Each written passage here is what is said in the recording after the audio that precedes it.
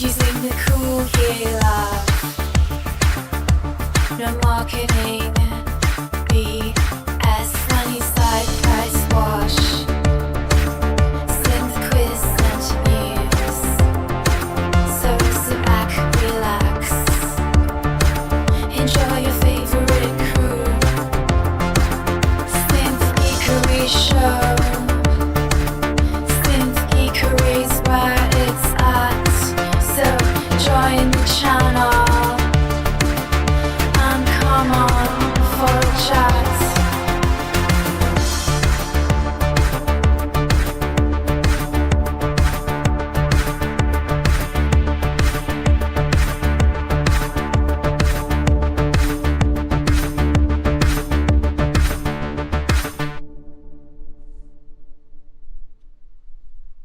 Hey, hi everyone. Welcome to episode 332 of Synth Geekery, coming live from Perth, Western Australia.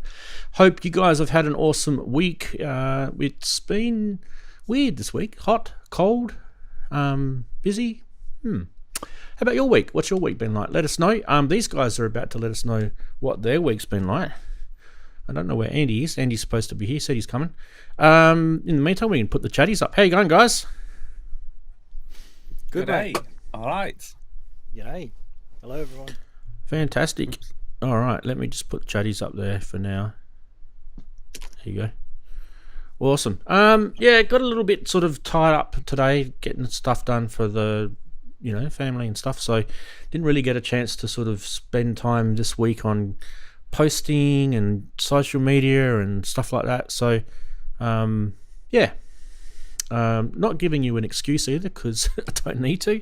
But yeah, sometimes it gets very challenging to sit here and produce a show every week and make sure it's got content and things like that. So we just got there, is pretty much what I'm saying this week. And the alternative is, sorry guys, can't do a show. So I think you guys would prefer it if we just get our neck over the line. So we go, stop whinging.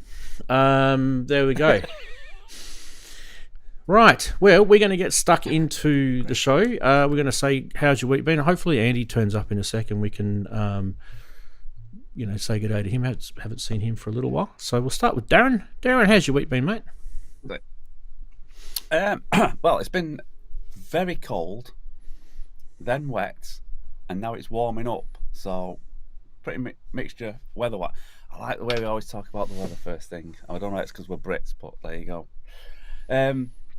Music wise, I've got now 8 tracks for the Life We Live 3 album. 4 of them are sort of pretty much done. I'm not extending the track or anything. It's sort of the actual track itself finished, just tidying up, I suppose. I've got unlimited version. I'll send you at some point, Ranzee, of your track, just so you can see what you think. Excitement. Which has got quite a lot in it, actually, because it's got some phasers, as we know. It's got some reversing. It's got some freezing.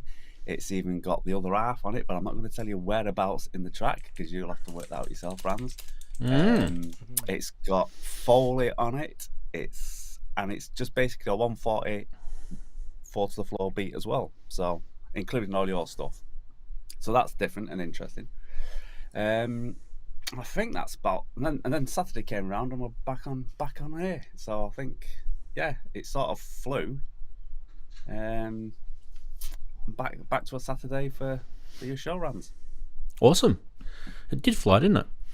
Speaking of flying, We're going to go and fly all the way from the UK back to Perth. Hey, Chris, how's your week been? Hello. Well, my week's been pretty bloody awesome, actually. I've had a good week because it's new synth week. Yay. So it's always good to have a new synth week. And this week it is...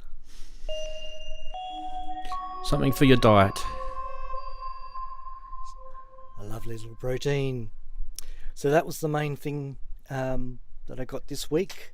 But it wasn't the only thing I got this week. But this is the main thing I was hanging out for. The other thing is probably a little bit unexpected for people, and it was a little bit unexpected for me, and I'll tell you the story behind why it's here. But it is...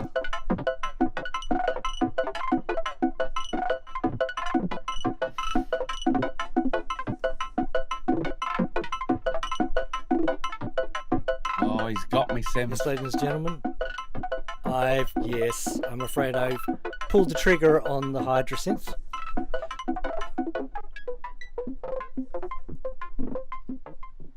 So yes, the Hydrosynth as well. So it's been a bit of a just bonkers week.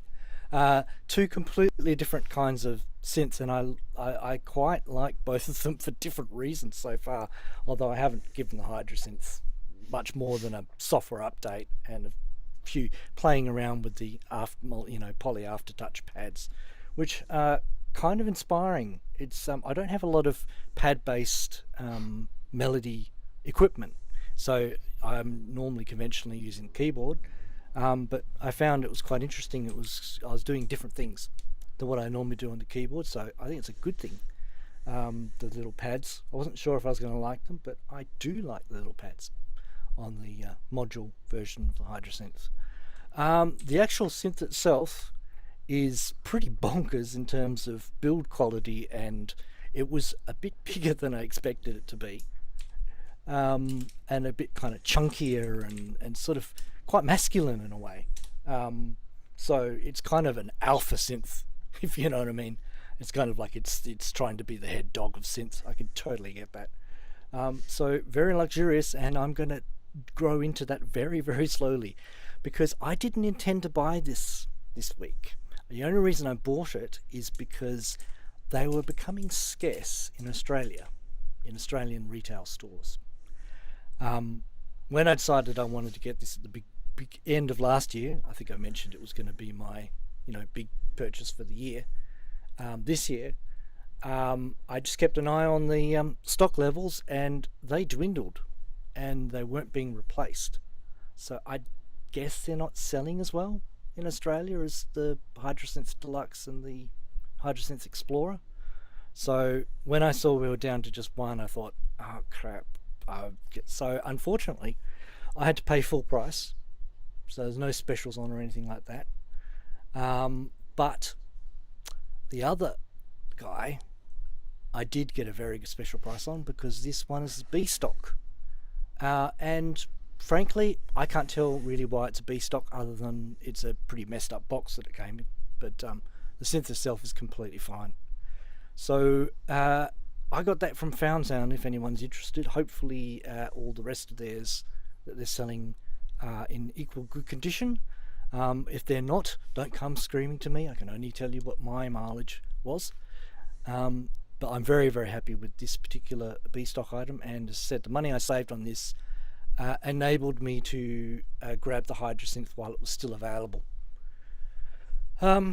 Yes, so that's probably been my week. A little bit of nervousness. Ranzee knows about this, but they tried to deliver my Hydrosynth to some complete stranger in a different nearby district. Fortunately, that person wasn't home, and so he took it to the post office. Otherwise, we could have had a Hydrosynth sitting on eBay for a dirt cheap price that was supposed to be mine. So yeah, that was very, very stressful. Being quite an expensive synth. So that's pretty much been my week. I've been working for the rest of the time, which is just ongoing work. It's boring stuff. Don't want I can't talk much about it yet. When it gets more interesting, I'll definitely talk about it then. So that's it.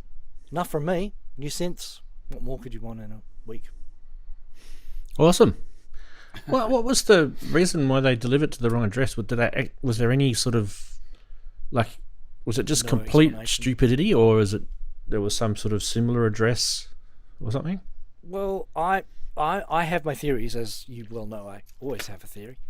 My theory is that he was delivering 2 packages, and he decided that one package, the one that was really big and heavy and hard to lift, that's probably going to the same address. I think I'll just grab it now. And he got confused, and he put it back down and went, What was? Oh, this is okay. Right, no one's home, so I'll take both of them back. They're both the same address. Yeah, they're the same address. That's right.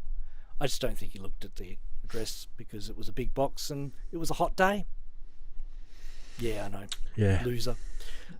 But I just thought it's kind of ironic that they're now taking photographs of their mistakes without good at- any way to. They're Sorry, good go at ahead. making resumes. I'll give you that.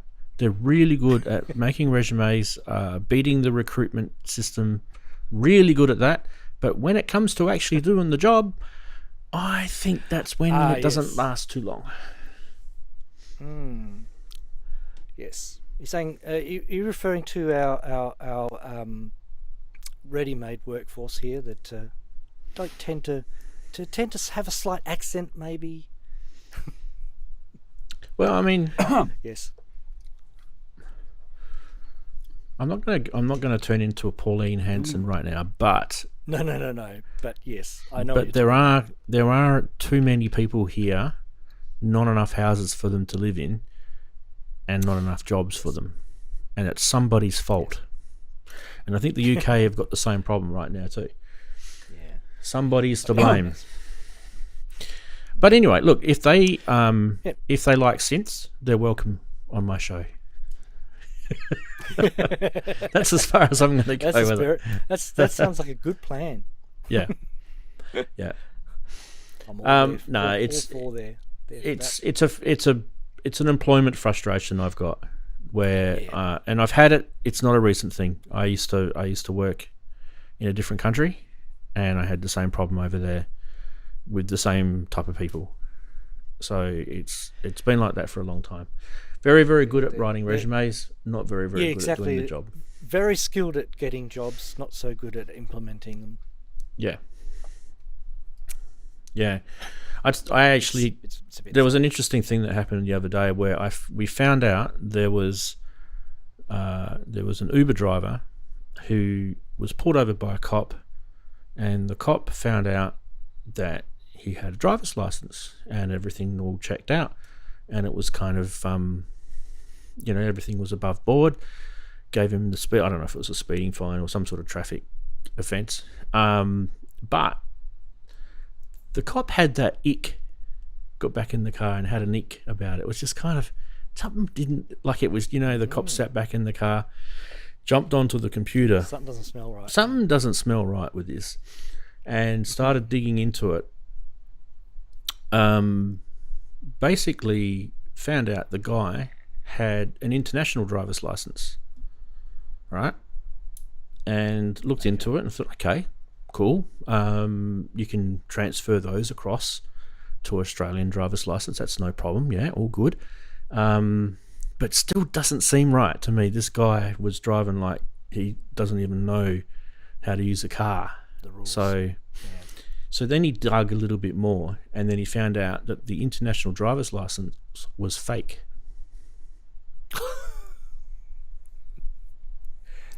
So Yeah, that's the problem with. this apparently what is you quite accept. common. So people are coming over with fake forged international driver's licenses, converting them across to fully open normal driver's licenses, getting jobs as Uber drivers, Oh, and they literally haven't had a single lesson or a test in their life. that's sad. Yeah. It was And that's people's really safety interesting. As well, so that's not. Oh, it's not a terrible. good thing. That. It's terrible. No, it's not a good thing. That.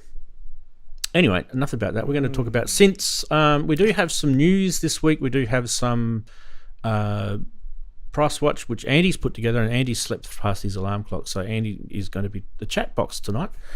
That's okay. It's like 5 a.m. for him, so we forgive him. That's fine. He'll probably come on a bit later, and I could probably ring him. I don't want to do that though.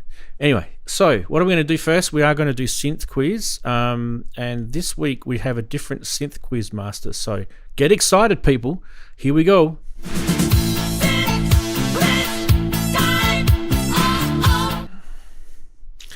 Yes. Look, I don't even know why it goes to me.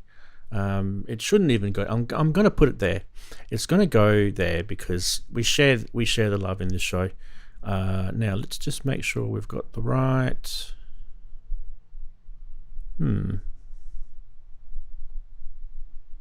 Yeah, that's correct. All right, so first clue is bang. There it is. Get that one into your pens and papers, and don't Google it, people. You know, you're only going to be looking at the mirror later on and going, I know I'm the synth quiz master, but I cheated because I looked it up on Google, and you're not going to feel good about yourself. You get the conscience, the synth conscience, the synth conscience gods are going to haunt you. Yes. TB303. There you go. Daren's guess is in. Right. Very good. Well, we'll let that one fester, and you guys can enjoy the rest of that. Let's get into the rest of the segments, and we'll go with funny side. Hopefully there's something funny. I did collect a few of these memes this week. We're going to have to enjoy the black box down the bottom left-hand corner. That's okay. All right. Starting with beginner synth company, Jimmy Neutron JN80. Oh, I like this. Look, I have to say that I've been taking the P155 out of this guy as well, and I don't mean it in any sort of harmful way. He's a lovely character, and I wish him all the best. So do take these jokes as. Don't take them personally. Take them as people are noticing you, and you're cracking on through. So keep doing what you do. Don't be like Dan, Akai Dan. That is. Don't get all butthurt. I mean, he did get given the Timberwolf. I understand. I mean, look, it was a train wreck, but this isn't a Timberwolf. This is a JN80. Jimmy Neutron's. Yes. Anyway, let's keep going. It takes Neptune 168 Earth years to complete one full orbit around the Sun. It's about the same amount of time it takes me to complete a full track. I need one of those. I need one of those audio clips. It's funny, but it's true. I need that one. Yeah. Or I could probably just play this one. Oh, it's not working. Oh, there it is. The crickets. Yep. That's what we got out of that one. Crickets. Right, next is this one. XLR. Some people are having too much fun on their hands, aren't they? I like that. I do like that one. I need more vocals in my mix. Yes. Yes. Look, the next one, right, I'm going to give you a little bit of a preamble to the next one. If you ever bought a Volca Beats, that's the first drum machine Volca, not the second one or the third one. This was the first one. It was like an analog drum machine. And we all know on that Volca, it had a very unique snare. Does everyone remember the sound of that snare? Is that kind of ringing in your ears, that sound right now? Mm-hmm. Here comes the meme. I've been poor, I've been rich, I've been fat, I've been skinny. Your snare has always sucked. Yes, we're talking about you, Volca. Yes. No, it actually says on doorless jamming. But I thought it was really more aimed at the snare.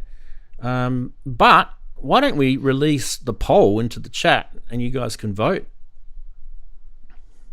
Vote space and the number that corresponds to your favorite meme. 0 is Jimmy Neutron, 1 is complete tracks, 2 is ConnectLR, and 3 is snare. I kind of have a feeling which 2 memes are going to get more votes.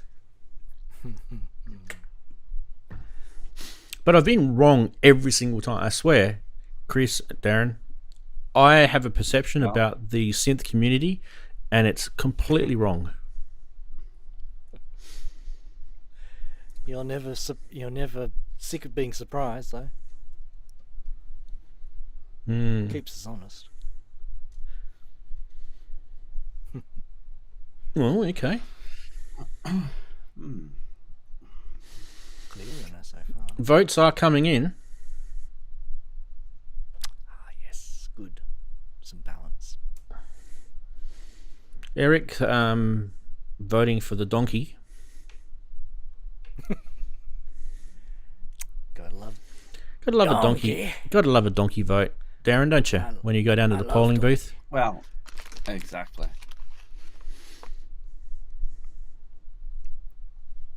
I know you did, mate. I know. All right, have we got 10 yet? No, we need a couple more. Jeez, there's not many people watching the show today. Let's have a look. Is there something on? Did I say something? Yeah, well, synths. So who farted? Maybe. Oh, synths. There you go. Synths. There you go. Yeah.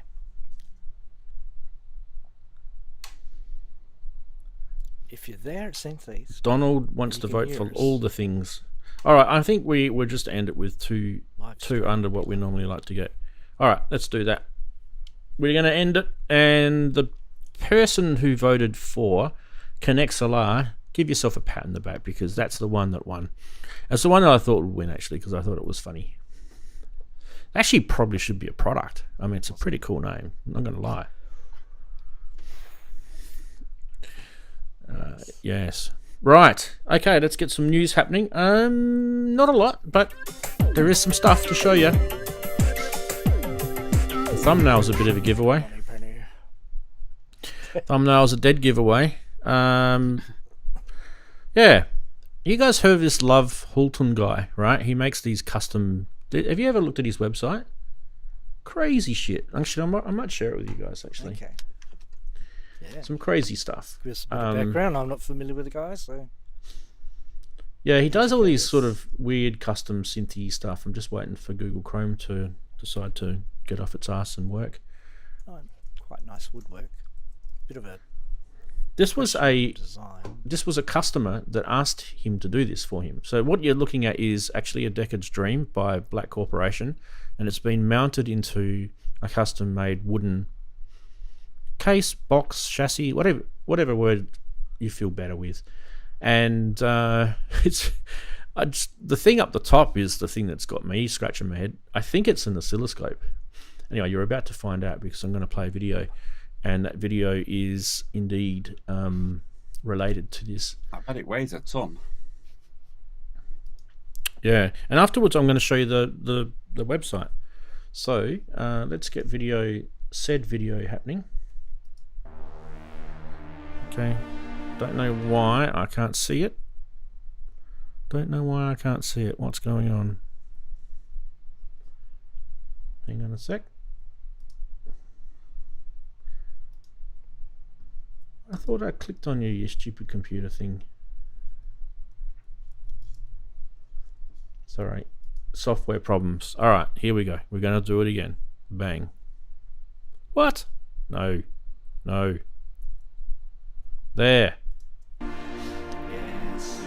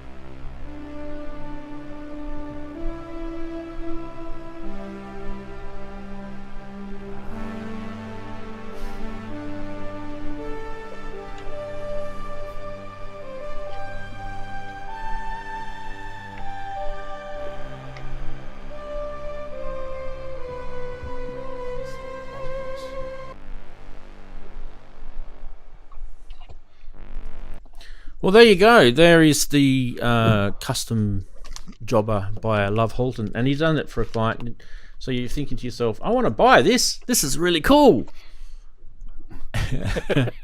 And there's two things I want to remind you about.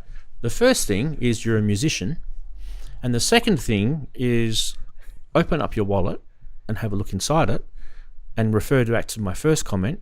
You're a musician.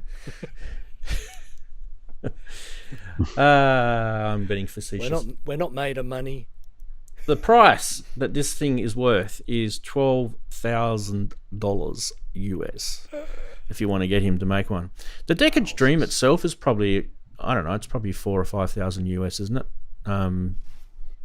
So That sounds right. probably a good swag of the cost is actually procuring that thing. Anyway, I was going to show you his website because it is very interesting. Some of the things that this guy's made, and they're all custom sort of things. And we have shown it before, I think, Daren. You'll probably recognize some of the things, but these are some of the works he's done over the years for people, or maybe some of these are just ideas that he's come up with and he's sharing it. But yeah, like that one there looks pretty cool. What's that? The Mellotron. I do like how his little finger always has the little I'm drinking English tea. Pinch. Yeah. Yes. Make sure the pinky is well positioned. Yeah. It's funny. It's all how you use your pinky, darling. It is. But yeah, there's a couple more things there. That's the Vic 4. I don't even know what that is. A mini log Like the with CRTs, obviously. yeah, a mini log with, I think it's actually one of those convex lenses with a LCD behind it. Oh, okay. Yeah. Clever. FSO2 reverb video scope. It's calling it a video scope. But anyway, there you go. That's the Love Halton. You guys, he's written books, this guy, as well, by the way. And he does videos on every single one of his things. So hopefully I haven't broken any copyright or anything. I'm giving this guy a plug. So surely if he's going to get nasty with copyright, don't do what the French guy did, you know.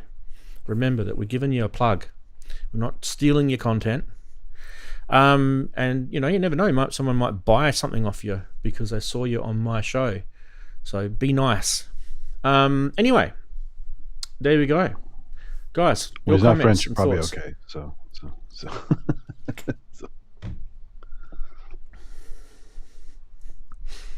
I actually like French people. You know, as a result of that. No, just that thing- one guy. I'm always Yeah. talking about that one guy. Yeah.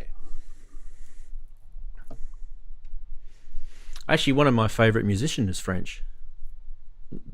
You know, and if I ever met him, Sure. if I ever met him, he goes, "Oh, you're that Ranzee guy. We hate you." You know, I'm like, "What?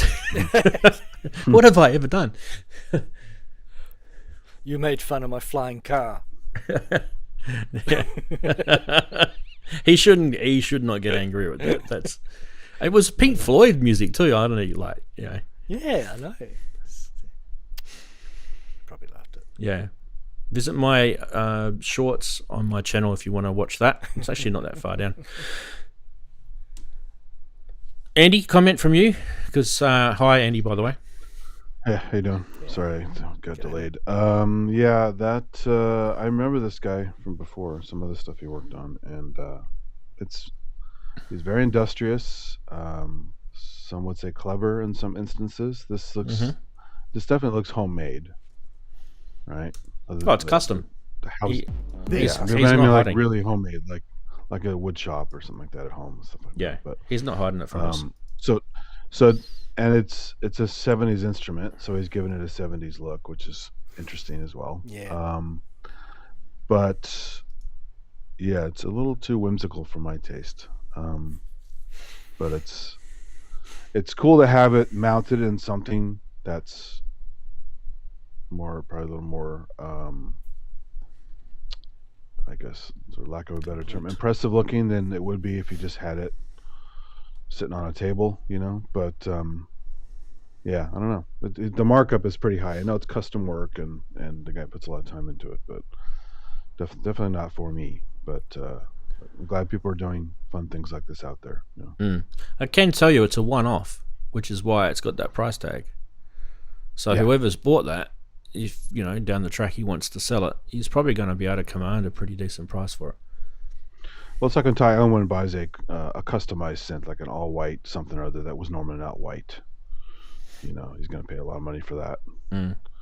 So yeah, custom work is always going to be expensive. But it looks like it's, I don't know. This one in particular is kind of amusing. So has a funny look to it to me. Yeah. But Fair enough. I remember his other work. He's done some good stuff. So. Well, the thing to sort of know here is that if you look through that lovehalton.com website, it's full of synths, and this guy absolutely loves synths. So what he does with them is very intriguing. It's definitely worth a little browse if you're busy one day somewhere stuck on a train and you think, oh, I've got some time on my phone. Browse that and have a look at the videos. Not every single, but most of them has got little videos attached to it. So they're pretty cool. Little performances along with the custom made bit of gear. I like it. It's good. It's good art. It's good fun art. Yeah. Yeah, he's clever and industrious, so Yep. give him some points for that, for sure. Okay. On to the next. The next is this. Another Eurorack case from another Eurorack manufacturer. This is called the Case of Steel. It's from Noise Engineering. Why don't I just play the video, because he'll tell you better than I will what it's about. Go. This is the Case of Steel, a 64 HP Eurorack case built like a tank and ready for whatever you bolt into it. Heavy enough to stay exactly where you put it, and deep enough to handle the modules that others struggle with. 2 zones of power, built-in passive mults, and a power switch. You get headers for up to 10 modules, plus an included power brick. Align and connect the cables, secure the modules, power up the case, and go. Whether you're new to Eurorack or just need a bit more space, if your modules are heavy hitters, they belong in a Case of Steel. Right, well, the thing about this is you're probably thinking to yourself, oh yeah, it's another case, what's so great about it? Cool, awesome. Well, they're only making 100 of them. That's what's cool about this. So if you do like Noise Engineering and you want one of their cases, and you like a deep case, because let me tell you, if you've got 2 HP modules, a lot of the 2 HP modules will not fit in most of the cases. Yeah. Also, you need flying bus cables if you want to fill it up with 2 HP modules. So. Yeah, you do. Headers. Good point. And this thing's got molds and it's got a decent power brick on it as well. So yeah, I just thought I'd share it with you. $225 is the price. That's not too shabby, is it? It's pretty. Yeah, it's a pretty good price Pretty good price. for all steel case. Yeah, it's Yeah. heavy.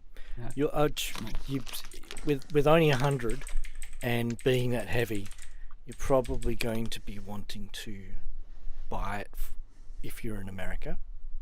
Otherwise, the shipping is going to be horrendous. Mm-hmm. Unless you can find a reseller that's willing to. Yeah, I think it would factor in the price. But that's all I'm saying. Outside of What was the price again? I missed. $225. The pallet cases, how much from IntelliGel? I don't know. That's a real competitor. Yeah. Google Yeah. that. Yeah. I think I'd rather get the pallet case. Yeah. Yeah, It's not as deep though. depends on what size. IntelliGel's case is Not as not deep, as but deep. it's more. This, No, if you sure, want to know It's how got deep, more goodies in They it. are this is 10 to 53 millimeters deep. That's deep. That's pretty good. Yeah. Well, my cases are way deeper than 53 millimeters. Almost as deep as the memes yours on is Funny nice. Side. Oh, my chassis. I think the deepest point on my chassis is probably about 120 mil. Exactly. Mm. Well, what's the shallowest spot? Where's the pinch point? Like 45 mil, so it'd be shallower than this. Oh, okay. Yeah. Okay. Yep. And that's only because the bus board behind it is sticking up. Yeah. Yeah. I mean, there are. I mean, on this case, there's going to be that area on the right hand side, which is going to be fouled by cables and stuff like that. Mm. Anyway, all cases have I think to. the make noise skip is about 60 deep. Okay, didn't know. There you go. Learn something every day. I haven't used mine for a while, but Yeah. You guys happy with the HP? I mean, 64 HP is It's a bit. a bit of a yeah, tiny little it's sort of array, isn't it? I was Travel gonna case. say, especially for make Yeah. noise. Gig and modules, it's a bit case? squeeze, isn't it? What do you reckon? Gig Yeah. and case? Yeah. Oh, Rock up- definitely gig and case. Rock up with a little eurorack with module. I mean, this thing is like, if you've got a Especially heap out of of 2 HP modules on there, you're going to be fine. Because by the way, the power supply is actually pretty big. It's 1.7 amps. So on the 12 Nice. volt rail, you're getting 750 milliamps on both, plus and minus, and an amp on the 5 volt. I don't know if that was smart. Yeah, it's. I always a think it's strange choice. probably because of A lot the of amps and the 5. I think it's probably because of the power supply that they've got was not really. I think if you actually look at this stuff, some of the stuff that they get, you buy it from. I mean, I can, when I was making my case, I found all this sort of stuff out when I was finding power supplies for my case, right? One of the things you'll quickly work out is that most power supplies don't give a rat's about people that work in synthesizers. The standard power supplies out there mainly are going to be more tuned towards IT or electronics, right? And Yeah, so it's all about the 5 volts. it's all about the 5 volts, then. LED strips and all that sort of stuff. That's what most of these power supplies are for. If you look at that power supply, 1 amp of 5 volts and 750 milliamps of 12 volts, and most of those modules are going to be running on the 12 volt rail. So yeah, it's a bit disappointing. That's the only thing I'll say about that. It's a strange choice. Andy, you still got the IntelliGel page open there? What is the power supply on that? oh, I didn't go. Sorry, I didn't go look. Oh, okay. But I do have a Pod 64 case as well, and it's like 40 deep. It's not that much, but it has a nice beefy power supply in it. I've got a lot of digital modules in it, so it's beefy. The power supply reminds me of a Toshiba laptop power supply. It looked like he flashed it pretty quickly on the video. But I've had a few Toshiba laptops over the years, and they have a similar sort of power rating for that you'd be able to use for eurorack. Like you have the 12 volt and 5 volt connections in them inside the cable. Like they have they don't have a standard Are you sure DC though? barrel. The ones I've had, they've got like a special connection on them. Looking at that picture, does it really look like there's more than 2 wires coming from that barrel connector? No, that barrel is just a DC. Yeah. So But the power supply is sitting behind the panel yeah, at the top. Yeah, yep, that's what's giving the ratings. Yeah. yeah. Hmm. Right. What else we got? That and this. I don't know how to pronounce that on the top left. Someone else can do that. Vald Labs. Void Labs. Tresse. It's VALD with a Tress. funny Oh yeah, funny Ball thing Labs. above the A. Oh, an A loop or whatever it is. Vold. It could be Vold Labs. Also, if the there's an umlaut above the A, so it'd be Omni. Vald Labs. Right? I think it might be Vald. Anyway, Vald Labs. This thing's called the Tress. You guys would be interested in this. There's a video to show you about this as well. It's a standalone polyphonic synthesizer. You can see this thing's tiny, right? This is a little screenshot I've taken from his video. So actually, we don't actually have a official product Picture. photo. But it is actually based and derived from the Mutable Instruments Platts. It does run on an ESP32 S3. So that's, if you're wondering what that is, people, that's a DSP type controller. Pretty much anything you can run on that thing now. But it does boast 38 different synth engines with this thing, and so it's got all the Platt stuff, but more. I'll get into that later. So the 38 is not just the Platt stuff, right? There's 3 voices of polyphony. There's USB and Bluetooth MIDI.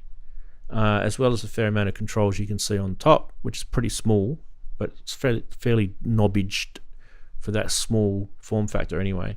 There's 4 knobs, 4 rotary encoders, and there's those 2 little buttons which you can navigate through the menu with the rotary encoders and stuff as well. The OLED display provides patch information and navigation. For those interested in the engineering stuff, there's PCM 5102A DACs in here with 24-bit output, and the controls are through a CD74 HC4067 MUX. I love working with MUX.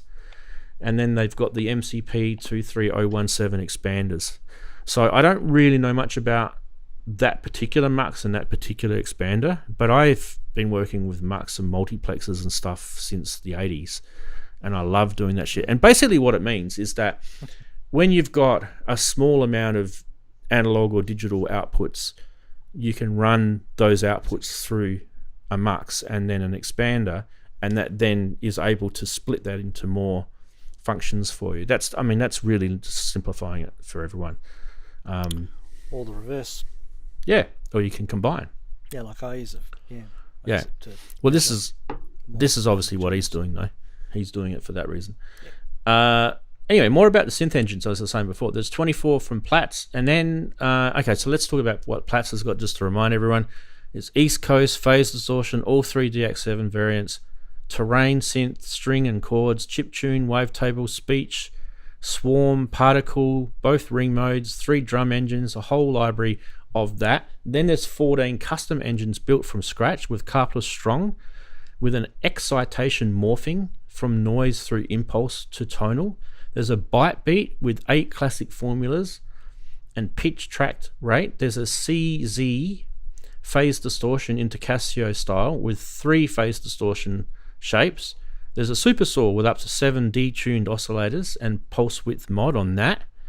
There's a formant valve synth with 3 bandpass resonators and a gender shift. I love that. 2 operator FMs with 13 ratios and operator feedback, a wave folder and multiple source waveforms with bias control, noise drums through an SVF, state variable filter, with pitch envelope, covers everything from kicks to metallic hits, a modal resonator with 8 tuned partials that morph from harmonic to bell to bar, plus a bowed bowed mode, and there's a sympathetic strings using 3 coupled delay lines, controllable coupling, a comb resonator with 4 parallel combs and spread, drawbars for organ style additive with Hammond ratios, a complex oscillator running FM into wave folder, a Buchla adjacent territory there, and you've got a green noise for textures for evolving pads. That is the synth engine, folks, on this tiny little thing. It's packed. It's a lot. It's a kitchen sink. This guy's been like probably just sitting on GitHub for the last 10 years and like copy paste, copy paste, copy paste. I'll have that. I was just going to say something similar. But he's obviously been spending quite a bit of time behind the computer keyboard. That's for sure. Yeah. Oh, you've got to get it to work. I mean, it's all well and good copying people's code. Yeah. Got to get it to work. The control offers 3 parameter layers on toggle buttons. Normal gives you timbre, morph, harmonics, color on the pots with attack, decay, FM and LFO on the encoders. The mod layer gives you fold, the tune, ring mod, chorus, plus LFO routing. There's a shift layer in the filter section and vibrato portamento controls. The hold for both buttons for the engine select. Double tap mod for the system menu. Double tap shift to browse presets across 3 banks. Play modes include, so this is a bit of menu diving because he's got a tiny little screen. Play modes include poly, mono, and chord voicing in major, minor, 7th, sus4th, power, and octave. The randomizer generates patches with procedural names like Velvet Moth and Iron Shard. Cool. Scroll through with your encoder. Save the ones you like. It's like the disting, a lot of choices. Yeah. Yeah. There are 512 slots for generated presets and 512 for branches and 128 for your own. This thing's packed. The little synth covers a lot of ground, doesn't it? Platts engine is all ready to go. Plus you get that super saw and all that sort of cool stuff like the real string modeling thing and all that. I think it's pretty cool with the ring mod and some effects in there as well. Let's watch the vid. Did he have the upgraded plats that had the DX7 patches in it? Yeah, he said I didn't hear that DX7. part. Yeah, he did. The DX7, okay. Yeah, he said all three. All three DX7s. Wow. Yeah.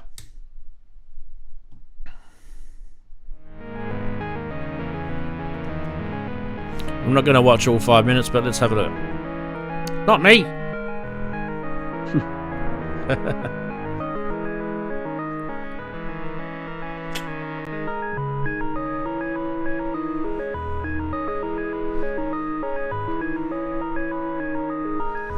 East Coast, if you can't read that.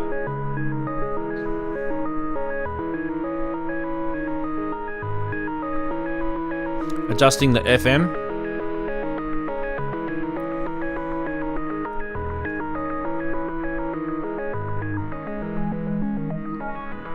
Adjusting the filter.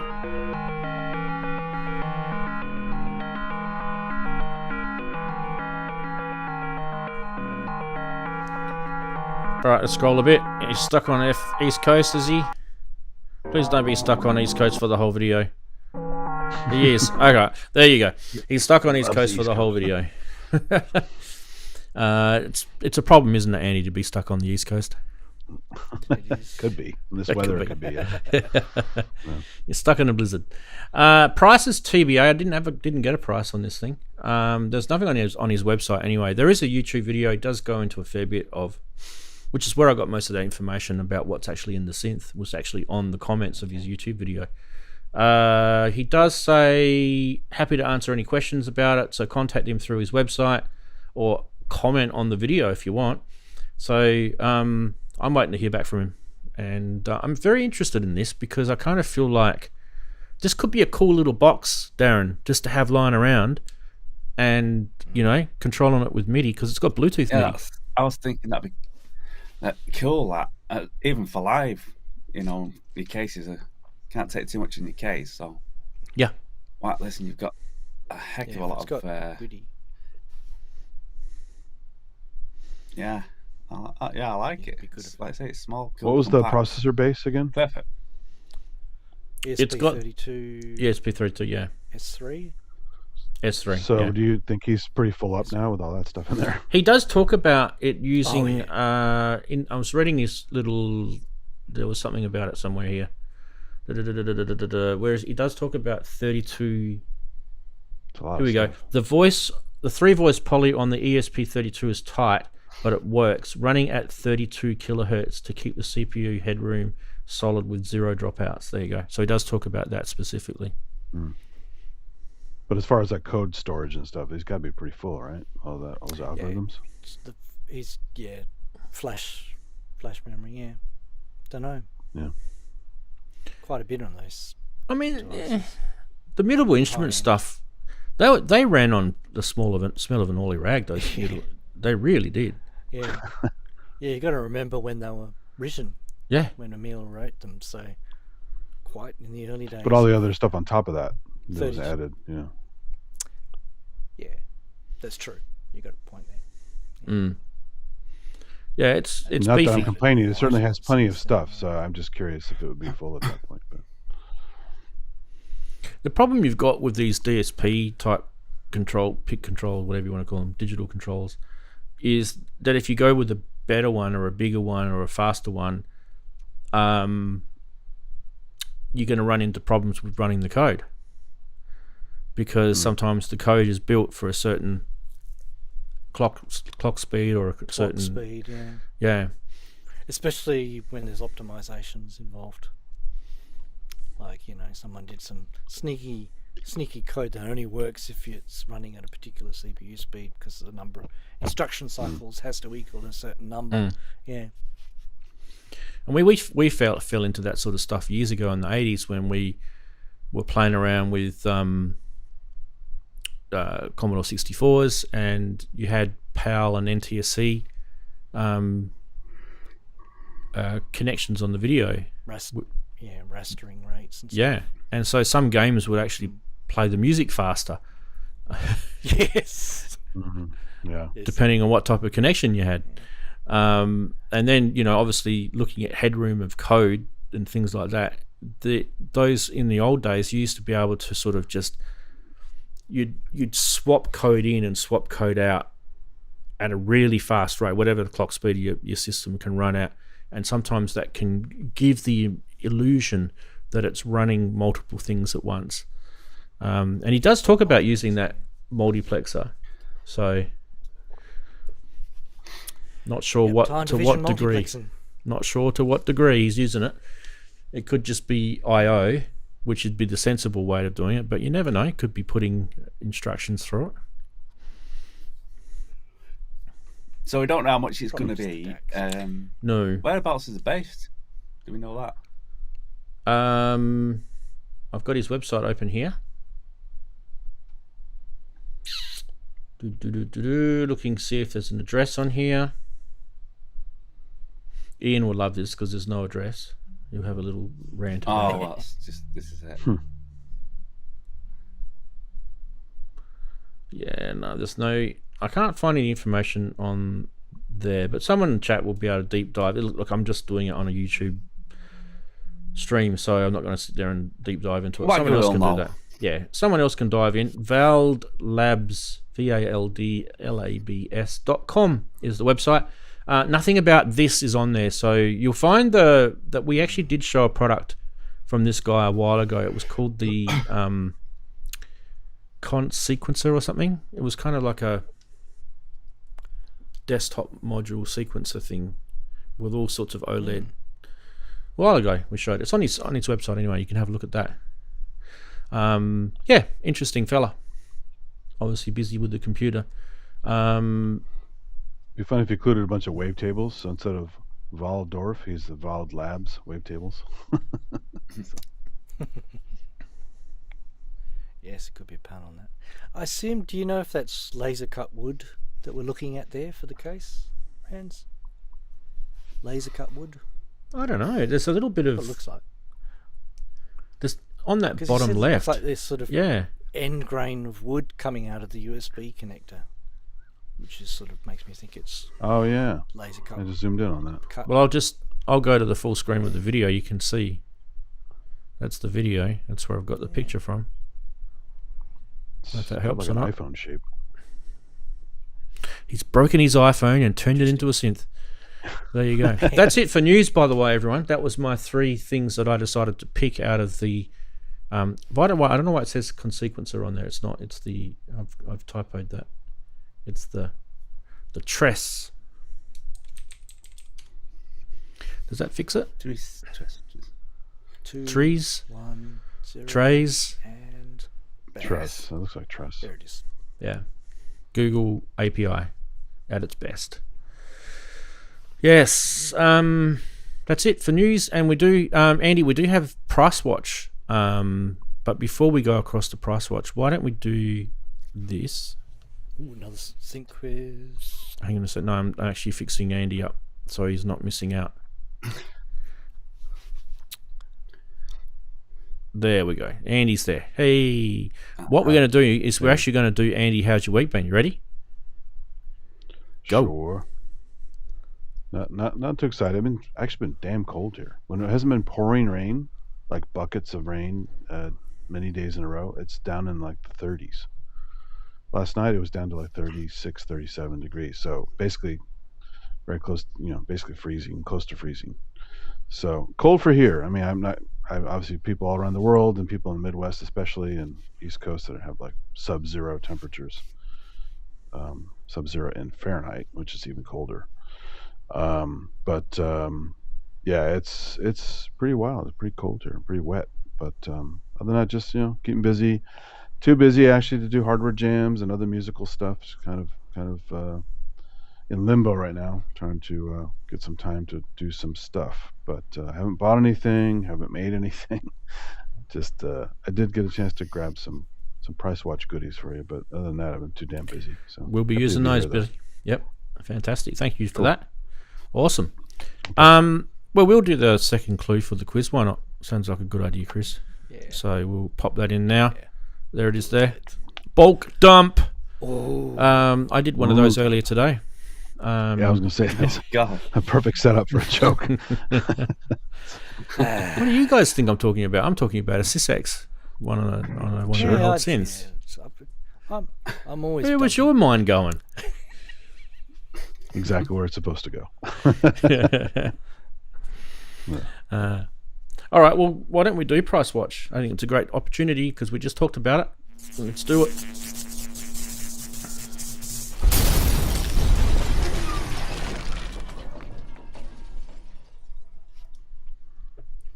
Not a massive fan of reverb for Price Watch because lately it's been I don't know what I would call it, Andy. It's been difficult to use reverb for me anyway in Australia. Yeah, because ever all since my last purchases were through there, so Well, I like reverb a lot. you're laughing because you live in the US, right? Yeah. But if you live in Australia and someone in the US wants to buy your gear, welcome to the Trump tariffs. Right. Well, that's anywhere though, right? I mean, It's if you're screwed. buying It's from, completely screwed from it. the US, it's going to be a problem. Well, If they're I want- illegal now. Well, they're About illegal, but they haven't got a block. So. about 50% He's gonna of the add more, gear so. that I sold on reverb was to the US. About 50%. So that means now all the stuff that I want to sell now on reverb, I've lost 50% of my audience because of that. And I'm not paying. They don't want to pay it. I'm not paying it. So it just means that it just doesn't sell. But I mean, what are your choices? You have Gumtree, eBay, and Reverb, right? What else is out there? I mean, it's Facebook Marketplace, but that's also Facebook, kind of a shit show. yeah, from you what I heard. don't trust that. That's like Yeah. guaranteed to get scammed. And eBay is The good thing about really Reverb and not good. eBay was Reverb's there's getting at least the worse. reputation part of it, where you want to stay somewhat relevant so you can stay on and keep selling. As soon as you do some bad stuff, you're screwed as far as reputation goes. And not everyone looks at reputation when they buy, but they should. I do. Yeah. But so there's that honor system as far as your reputation goes. That helps the system stay relevant. But again, it's not going to keep. I mean, you got scammed various things at eBay and stuff before. I've gotten scammed once or twice. So I mean, it happens no matter what. But I don't know what other choices are out there to use. Really, there aren't too many systems now. I mean, Craigslist is kind of defunct as far as I know. I don't hear anyone talking about Craigslist anymore. And that was always risky. Someone bought Craigslist. Who was it that bought Craigslist? I can't remember now. Somebody bought it and they were going to have big plans with it, and they weren't that big, were they? Anyway, let's talk It's about like when they took MySpace. Somebody bought MySpace, and what happened with that, right? Yeah. Let's talk about the ARP 2500 that you're seeing here. They are based, I can't read where it's based, somewhere in the US. Arizona, I think. Tucson, yeah. Tucson and Arizona. I mean, geez, that's probably people looking at that price probably thinking, wow, that's a rip-off, that's insane. But how many 2500s are there in the world? The whole system too, and the keyboard and everything. With the two expansion sides, right?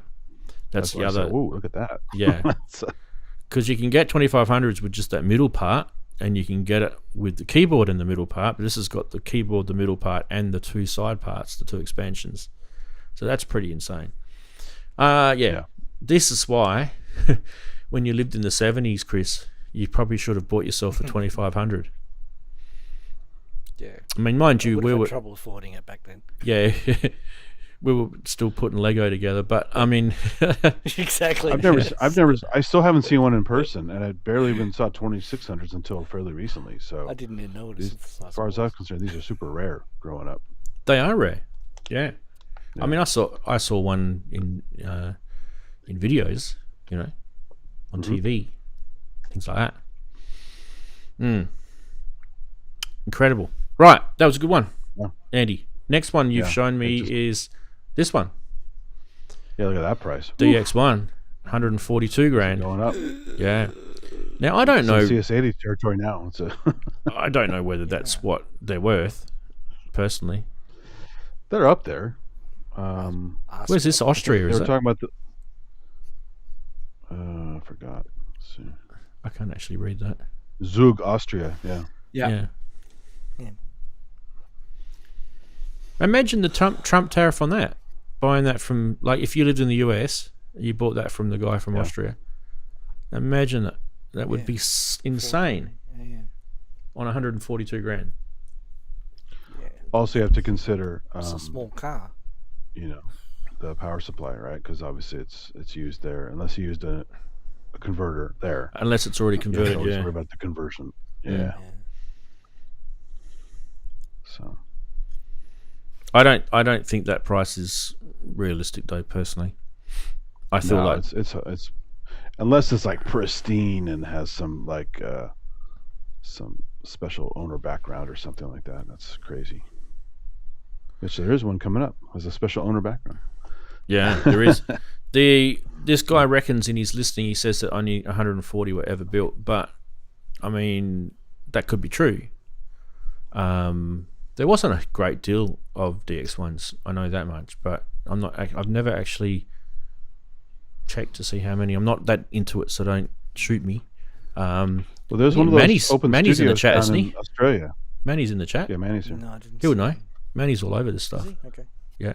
When Cuckoo went down to Australia for something, he went to one of those communal spaces where you can use fancy synths for a certain amount. Oh, of it's in money. Melbourne. Yeah. And it was- I've been there. Yeah, Melbourne. Yeah, it was pretty Yeah, it's nice. pretty cool. Oh, yeah. I'll have to take Chris there one day. Manny. Where? How far is Melbourne from Sorry. you? The synth Oh, Synth Museum. synth thing in Melbourne. I forget this. Oh, That's cool. yes. Yes. Ooh, Is it drivable? Or you got to fly out there. yes. Oh, it's on the other side of the country for us. So yeah, it's far out. It's like you going to New York, mate. It's like, it's a Okay. 5, what I thought. 6 hour flight. Because there's a new restaurant that opened here from Australia called Bluestone Lane. I don't know if you heard about the chain, but it's from Melbourne. They have the menu with brekkie. It's brekkie all day served there. It was very Oh. good. I had some the other day. It's a thing. It's definitely a thing in Australia. Like, Yeah. people in Australia, they love their eggs. They love their smashed avo. Smashed out of that. Smashed Yeah. out thing, yeah. Yeah. One of those. Bacon. You know what though? If you haven't tried Streaky a, bacon. a nice piece of ciabatta with smashed avo and a beautifully done scrambled egg on top, you haven't lived. It is actually a really nice thing. I had that without the egg because I don't eat eggs. But Can't eat eggs, yeah. They had some really good stuff there. Yeah. They had a mushroom cheese sandwich that was fucking amazing. Oh yeah. So, Yeah. yeah. Look, I haven't heard of those guys, but I mean over here where Chris and I live, there's heaps of brekkie places here. Bunch of them, yeah. Yeah, and they're pretty awesome actually. I don't mind. I cooked for the kids today. We had some sport thing on this morning, and then I came back and I put some sausages on. This is probably about 8:30 a.m. right? So the sport thing was on early, right? I came back. It was about 8:30, at 9 o'clock maybe. I put some sausages on. I did some eggs. We had some nice. It wasn't ciabatta, but it was like a nice loaf of bread that you slice, right? I love it when you slice your own bread. It's just it's a thing.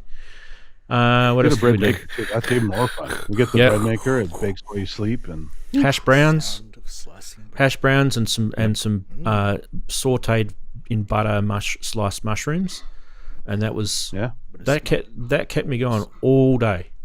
I didn't have lunch, and when it came to dinner, I was like, I don't even need much for dinner. That kept me going all day. And I mean, yeah, it's probably not the healthiest thing in the world to eat, but yeah. Well, Manny You get answered all my the question. nutrients. That's a mixed. Yeah, I saw that 250. Right? Manny said there's more like 250 based on serial number distribution. so Thanks, Becky, for letting me know, singing out. half, yeah. Awesome. You've got more, haven't you? Oh, Sure. What was somebody did something. I didn't see it. Interesting. That is a Twitch that? It's probably some follower. subscriber. That's a Twitch follower. Ah. Oh, okay. Module Paul, what on, mate? And here you go. Right, next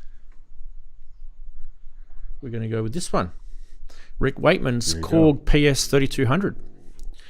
Now, I didn't just read the fine details, but they have to prove it, obviously, with certificate of authenticity or something. But Smithy's, as in Steve, he's not here at the moment to ask because I know this guy's all over it. But is the 3200 the string sound in Equinox.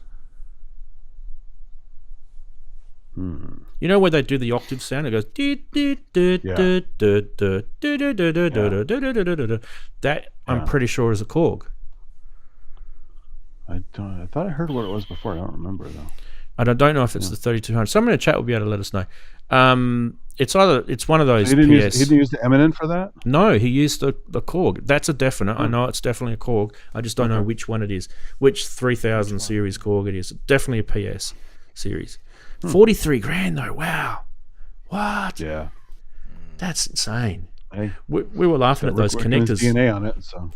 Remember we were laughing at those connectors once? Yeah. Yeah, those are kind of silly. They look like a SCART or SCSI, some beefy SCSI connector or something like that. Yeah.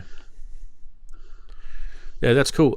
Is it really Rick Maitland's? How do we verify? How do we verify? Exactly. I didn't read the fine print, but I just thought it was. It says it comes with a certificate of authenticity. But, I mean, the price would be justified if you're into that kind of thing, right? So. I mean, I had a Roland MKS70 and it had a cartridge in it that said Kershaw on it. So I on Twitter, Nick Kershaw. I messaged Nick and I sent him a photo of it and I said, Nick, is this yours? And he replied back and he goes, probably. Like that's good enough. Good enough for me. Yeah.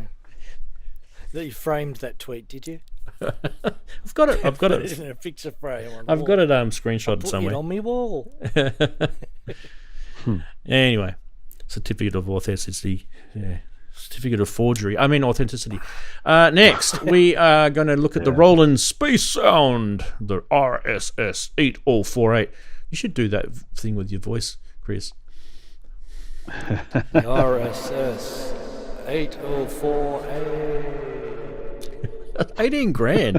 What the hell? You mean that thing? Okay. Yeah. That thing. What's going on there? Hang on a minute. Here we go. That definitely deserves that. Let's wait for that. Yeah. Yeah, that one's definitely. I have one of their later rack mount little thing that has a spatial processing in it. So yeah, it's definitely not that expensive. Now, Andy, I know you sent me a lot more, but we're going to stop it at the 4 because I feel that people's eyes start to glaze over a bit. After I mean, the only thing you're really missing was the one to compare with the 3200. There's a 3100 in there, but I know, but the price was like green check marks. The price was There's one that had insanely green check cheaper. marks. So I included that one too. Don't give it away. We're going to show it next week. It's okay. I didn't say what it was. Well, you can if Eric thinks it looks amazing. So Eric, you can part with the 8.5K for just so you can just sit there in your studio and stare at it all day with your jaw dropped. After a while, it will get boring. I'm just warning you now. It's funny. Look at all those jog dials on there. Look at that. You zoom in on it. Can we? Pretty wild. Yeah. Oh, What's the yeah. backdrop though? That's what's. What's he got it sitting on? No, He's got it sitting on a mini Moog. Yeah. But it isn't. It makes a good platform. It's like a mini Moog pencil pillowcase or something. See how it's all flat? Oh yeah, It's just a picture of it. That's been distracting me the whole Interesting. a mini Moog That's funny. cushion. Yeah. I think it's a bedspread and cushion. Life Really goals. loves his synthesizers. Life goals. Good thing it doesn't have good thing it doesn't have stains on it. Some guys don't know when they take pictures to watch out for stains. I don't know what site you've been looking at, Andy. Well, they get excited with the mini Moog, so That's why he was like, Stop it. Get some help. Right. mini food. We don't have Ian here, so we're not going to do the on this day. Do you want me to do it? I can do on this day. I can actually do it. You could do it. Yeah, I can do it. yeah. I'll give you the stinger if you want. Yeah, you can get the stinger ready for me in a sec. Just let me get myself all set up and I can even do Ian's accent if you want. No, I won't do that. Put your flat cap on. Oh, the viewers have started dropping off already. Yeah. All right, here we go.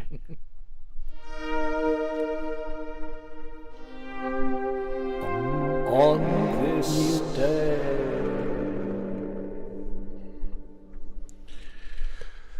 Yes, on this day, I'm going to leave us all here because I think it's more fun. February the 21st, it is, if you're wondering what day it was. But yeah, we're going to go all the way back we'll jump into the time machine and we'll fly all the way back. And I think we'll go back to the 80s. Corbin Bleu, the American actor and singer from High School Musical, was part of the cast and had the 2006 US #1 High School Musical album and High School Musical 2 the following year because doing it once was not enough. Over 17 million viewers in the US watched the TV premiere of High School Musical, and my daughter absolutely loves it as well. So there you go. Born on this day was Corbin Bleu. For those who live in the UK, Daren, you might know a little girl by the name of, not little anymore, Charlotte Church. I think, if I remember rightly, yes. Gaz Williams worked with her for a bit. Welsh singer. She still does. Yeah. Still does, yep.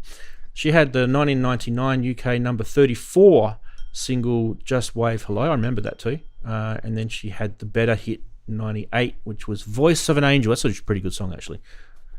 She does have a voice of an angel. So happy birthday to Charlotte Church. She was born in 1986. 86. She was on the British Celebrity Traitors. Yeah. Oh, wow. Yeah. I have anyone on there. Yeah. Now, let me find one that you guys will all know. Probably going a bit too far back now, I think. I'll try I and only keep heard it. because of Gaz Williams. I never heard of her before. All right, let's not do births anymore. Let's do Pink Floyd. I think most people will know Pink Floyd. On this day in 1967, Pink Floyd started their first sessions at EMI Studio at St John's Wood, London, on their debut album, The Piper at the Gates of Dawn. Who's listened to that? I have. Sid's on that album. During Dr. Vedri's. Yep. And they're working on the song Matilda Mother while Pink Floyd were recording their album with the former Beatles engineer Norman Smith. The Beatles themselves were working on their studio next door, recording Fixing a Hole for their Sgt. Pepper album. There you go, a bit of information there. Let's go a little bit further in time. 1972, Led Zeppelin released Rock and Roll. 4 Sticks, a 7-inch single in the US, peaking at number 47 on the charts. Look at that. No, only number 47. That's a cult song, wow. Rock and Roll. The song was written at a... This is the interesting thing. So, what's his name? Robert Plant and Jimmy Page had this thing where they used to do these jam sessions, right? And quite often they would do these jam sessions and record them. This Rock and Roll song was actually one of those spontaneous jam sessions. Whilst the band were trying to finish 4 Sticks, the drummer John Bonham played the intro to Little Richard's You Keep a Knockin', and Page added the guitar riff. With the tapes rolling, the classic song was formed, and 15 minutes later they made a number 47 on the charts hit. There you go. What can we do? Come see if we can find a sort of synthy sort of one. Well, maybe not so synthy, but we'll do 2002. We'll do Elton John accused the music industry of exploiting young singers and dumping talented artists for manufacturing groups. He said there are too many average and mediocre acts. It damages real talent getting airplay. It's just fodder. That was on this day in 2002. I think he was, you could tell where Elton John was starting to get a bit older. He's like, get off my lawn, starting to do some of that sort of stuff. That's what that was. Yes. Geez, that was 24 years ago. Yeah. But Simon Cowell appeared on an episode of The Simpsons, the TV pop idol judge would play a nursery boss who gets punched by Homer Simpson on this day in 2004. In 2008, Britney Spears failed in a court bid to regain visitation rights to her two children. Spears was banned from monitored visits in January of this year, 2008 this was, after refusing to hand the children back, resulting in a standoff with police and her house. You guys might remember all that kerfuffle. The singer's ex-husband, Kevin Federline, oh geez, that name was thrown around, was awarded primary custody of the 2-year-old son, Sean Preston, and Jaden, the two 2-year-olds, and Jaden James, age 1 as well. What else can we do? Here we go. February 2008, computer expert was jailed for 2 years for electronically stalking Linkin Park singer Chester Bennington. Devin Townsend, who worked as a US National Security Lab in New Mexico, where she used a computer to track Bennington. She admittedly obtained the family photos, accessing emails and voicemails, and threatened his wife, Talinda. There you go. Stalked by a woman. Thanks. Yeah. Yikes. Scary shit. Let's get a bit more recent. Rihanna, in 2009, issued a statement thanking fans for their support for an alleged assault by her R&B singer boyfriend Chris Brown. We all remember that. But the singer declined to comment. Los Angeles police asked her if she would like to proceed with charges, but she let it go. There you go. That was in 2009. What about this group? You guys might remember the famous alternative rock group from Aberdeen, Washington, called Nirvana. Kurt Cobain. There was a statue of him weeping, was unveiled in Aberdeen, Washington in 2014. The statue, which sees Cobain crying a single tear, is situated in Aberdeen Museum of History. Kurt Cobain Day would now be celebrated annually in the city of Aberdeen. The mayor, Bill Simpson, recently read a proclamation which stated, "Aberdeen residents may justifiably take pride in the role of our community played in the life of Kurt Cobain, and the international recognition for our community has gained from his connections with Cobain and his artistic achievements." There you go. That was 2014. That was 12 years ago. I sound a bit like DT. Anyway, what else can we do? We can do... Hello. Oh, Ian, how are you, buddy? I'm all right. I've arrived. Someone's on your turf. Yay. I was just doing on this day. I'm enjoying it. I'm enjoying it. It's good. Yeah. Just doing on this day, fella. I think we'll talk about Celine Dion. Oh, yeah. Oh, please. My heart will go on. It's got a fair amount of drama. 1998 we're talking about, aren't we? Yeah, we are. 1998. Yeah. Which was already on its way to becoming the best-selling single of the year, topped in the UK chart, composed by James Horner with lyrics by Will Jennings. Ballad served as a theme to the blockbuster film The Titanic, and quickly became the French-Canadian singer's signature hit. The song, which also appeared on Dion's 1997 long play LP, Let's Talk About Love, topped the charts in more than 25 countries, including the US a week later. It sold more than 18 million copies worldwide, and it's one of the best-selling physical singles of all time. There you go. Well done, Celine. And then her husband gambled all their money away. That's terrible. Yeah, and you know that's what's really sad about Bit of a Celine strange is relationship too. she lost the ability to sing. I didn't know that. Yeah, it's really sad. 'Cause, Yeah. it also happened to It's happened to a few people. country singer. She's got some sort of form of dementia where she can't pitch note. Oh, is it? It Will Come to Me. Because there's a great documentary about her. Wendy Matthews also was afflicted by something. Was Wendy Matthews? Oh, Wendy Matthews, the New Zealand New Zealander?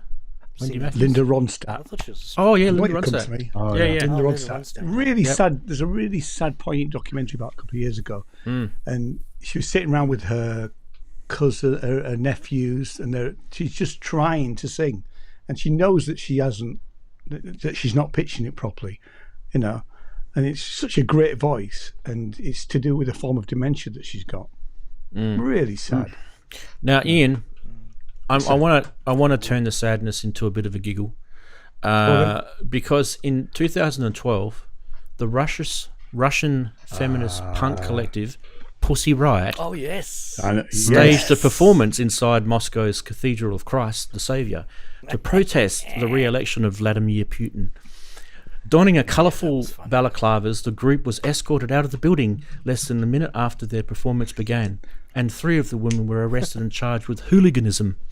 It's a great charge to have on your record, isn't it? I mean, so what's your record? yeah. I've done some hooliganism. I went to see Pussy Riot last year, right, which was part concert, part political rally, and part lecture, and they covered all of that. What they didn't tell you was that they were stripped naked, and then obviously searched as part of that whole process. Yeah, you know, I mean, they were treated abysmally by the Russian state. It's not surprising, is it? It's not surprising, you know. But God, I forgot, is their understand music for that, any you know. good, or say how? Yeah, how are their yeah. music? It's quite check punky. it out. Yeah, It's punk, Yeah. you know. I mean, rock punk, yeah. The problem with the concert was because they're singing everything in Russian, and there were subtitles, and actually the subtitles were too fast, so you couldn't get all of the messages that they were trying to get across. Yes. But they were fantastic. They were absolutely fantastic. It's a real sort of event, you know. well, there we go. That'll do. We're survivors. Good to There's a see. lot of things that happen on the 21st of February. So yeah, Ian. Sorry, I didn't know if you were coming or not. No, so I mean, I didn't know what time I'd get back. I got stuck behind a bloody tractor, like you do in Somerset. I as went you do. 20 miles in Somerset. 20 miles takes you an hour. Oh, you weren't driving. Oh, you weren't driving the tractor. Oh, I get No, it. I wasn't driving the tractor. I thought you were driving the tractor. Chris, I think he The needs other one had on Stuck to drive behind the a bloody tractor. tractor. he You needs to said he was drive. stuck behind a bloody tractor, was it? He needs to drive down St George's Terrace. In a tractor, yeah. Or a Well, tank. in anything, Yeah, that'll do it. in anything. Especially if he gets You're stuck behind a talking Toyota Camry. Right. Talking about musicians with afflictions. I found this out the other day. You know Tony Iommi from Black Sabbath? Yes. He used to work sheet metal. He lost the tops of several of his fingers. Yeah. So he had a really Yeah, weird playing style because of that. I didn't know that till recently. So Oh, okay. He made like a cap that went over because he lost it was that part of the finger, I think. Yes. I don't know which finger Yeah, it was. like But, these and then he made fingers, I he made think. like a plastic cap that went over. Yeah. So that it Oh, would really? give him Oh, okay. sort of this. Yeah. it's wild. But I mean, incredible But style for his considering playing the way- style, he did a lot of Yeah, did yeah. weird kind of chords and stuff. You know, Yeah. did a lot of power chords apparently. Have you done? Do you want to do the charts, or shall I do the charts? Well, I was just going to, before you do the charts, I was just going to tell you an interesting thing. Cool. Because you're talking about people losing the tips of their fingers. Did you know that there is there's an enzyme called bromelain, right? And that enzyme is a from pineapple. proteolytic in pineapple, and it can actually break down the proteins in the skin. And the people that work in Queensland in the pineapple plantations, they actually don't have fingerprints Oh wow! because of that. They can work for the mafia now. Yeah, it's only temporary though. It's only temporary. Right. Yeah, I just thought I'd mention that little pro tip there. What's the charts, Ian? Go to do the charts. Right, okay. In the UK, we have not changed our single charts. We're still with Tay-Tay. So it's upper light with Taylor Swift. And we haven't changed the album either. No, I haven't, because it's still Olivia Dean and The Art of Loving. I have listened to Olivia Dean. Yeah. She's okay, I'll be honest. She's not quite Taylor Swift in my eyes. No. She's all right. But you do have to be nice to each other. Oh, absolutely. Yeah. Our top film this week is Wuthering Heights, which apparently has got Oh, of course I it is. probably will end up seeing it at some point in the future, but it's a bit. People who love the book reckon it's a bit too S&M and all that. So anyway, it's. Oh no, is it? and- Okay. Too Yeah, modern. well, apparently, and Yay. anyway, Another in the woke USA, movie. Intense. Yeah, well, it could be. I mean, I haven't seen it, so I don't know, but that's how a number one film at the moment. Automatically coming, USA have stepped up. Number one single this week, Bad Bunny Right. with DTMF. I have had a listen to this. I have to say, it's not my thing, but I'm glad he's there. I'm glad bit he's of a there. I'm Bad glad Bunny. he's- Yeah, It's it's a like bit- that well, reggaeton no. kind of stuff. I don't like. I like reggae, but it just doesn't. The reggaeton It didn't that really bum, move bum, me. bum, bum, Didn't bum, move bum, me. Didn't get you hopping. Yeah, it didn't get me hopping. And apparently, the number one album in America is J. Cole. My cousin, Yep. Hey, not. claims, rights. You know, Cash it in, tell mate. You, I mean, the amount of time Yes. that I do, I do a Google search for Ian J. Cole, and I get J. Cole. cash it in. Yeah. So his album is The Fall Off, which I have to say I haven't listened to, but it's not for me. The top film in America is Goat, which is an American animated sports comedy, and it's greatest of all time. Not to Yeah. be What? confused with Goatsy, which Oh, yeah, was a that's very bad thing That that would be a hell of a happened. film. Yeah. I haven't seen Pixar's Goatsy, so you need It's to an fill me IT in. joke. It's an IT joke. Please don't Google it. All right. Yeah. Okay. You've been warned. Australia, Two girls, one cup. you're letting the side down big time. Still, Olivia Dean, single and album. So we need to change. That's been Not a 4 or very 5 weeks now. imaginative. Haven't turned the radio on for 4 or 5 weeks because of that. Because that's all they freaking Yeah. play. Yes. It's annoying. Well, Yes. the number It's- two, Yeah, I keep on turning mine off too. the number two single is by some ginger nut called Ed Sheeran, and the song called Play. So Ginger that might be there next week. That might be worse. And that's. I bought a packet of ginger nuts the other day. Have you seen the? I was going to say. Do you remember we had a horse? Crackers. We had a horse named Ginger Nuts racing in Australia. Wow. When they interviewed him, they had to explain, It was why a it's hit- called it was Ginger. a- Oh, because he's ginger. Okay, moving right along. Yeah, and the Brilliant top time, film Tom. in Australia this week is with Wuthering Heights again. Oh, okay. Yeah. You know, Yeah, I'll give that one a but miss. that's it. Yeah. Well, I mean, it'll probably be on streaming soon, won't it? So I might give it Yeah. a look then. I'll still give it a miss then. I have to say, I'm not a huge fan of Emily Bronte. I've read some of Wuthering Heights. It's a bit depressing, if I'm honest. You know. Yeah, I've watched anyway. seen a few versions of it. Yeah. It's kind of Yeah. mid early year sort of thing, Kind like of February. forgettable. It's not the best time in the world to be, charting. So I give it a little bit of a month, maybe a month or so in. You'll probably start seeing some good stuff come out soon. You reckon? What, from Australia? No, from anywhere. I reckon it's just the wrong time of the year. Right. Yeah. Yeah, you might be right. Because I mean, isn't it the wrong time? If you want to get a hit single, I don't know if this, I'm talking about the UK here rather than America and Australia. But if you want to get a hit single, January is the time to release it. Okay. So, Which is probably Which when is Olivia- ironic because Olivia Dean first reached hers. yeah.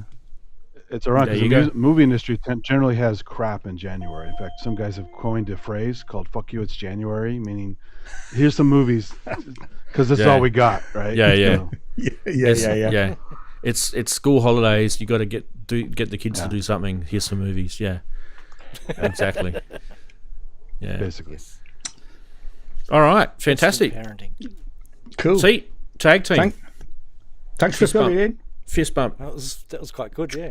There tag it team. is. That seemed a little aggressive. That was. Sorry. I didn't mean to. It's just like I didn't mean to punch the screen. No, you're supposed to do the Wonder Twin powers. it's like Yeah. All right. Let's do the third clue for the quiz. Third clue. Ready, set. Oh shit! Not that one. idea. Not that one. Not that one. That one. You know what? Athletics is probably where you'll get this type of job. Athletics. DW8000. I'm saying it because I've got no idea. I know that's not. We done. We're up. We're done. All the segs. Everything. Everyone's happy. Another week has passed. We're up to Saturday Sonority. Ask us anything. Do us proud with your questions. Chuck it in the chat. Wagoo's got his answer in. Ouch. Sorry, Mike. Hello. Questions away. Who's new in the chat? You guys are new. There's, it's a number of people in there. Who's new? Let us know. Ask us a question. I'm just looking for anybody's name I don't recognise. While we're doing that, why don't I quickly pop over here and go into here? Oh, it's taking ages to load. What's going on with the internet? It's supposed to be fibre. I can ask a question. It's probably not synth related, but maybe someone will know. Why do people these days talk on the phone like that? Oh, yeah. Yeah. Well, the best thing about that is you won't get a ticket if you're driving doing that. So. What, Darren, on If you speaker? do it like this, we get a ticket here. Darren, it's the same people that DJ like this. Yeah, hot faders. Yeah, hot knobs. It's the same people, mate. Yeah. Yeah. Well, not- If you go not quite, back, 'cause I've had a hot knob moment, but there you go. if you go, Well, that sounds quite.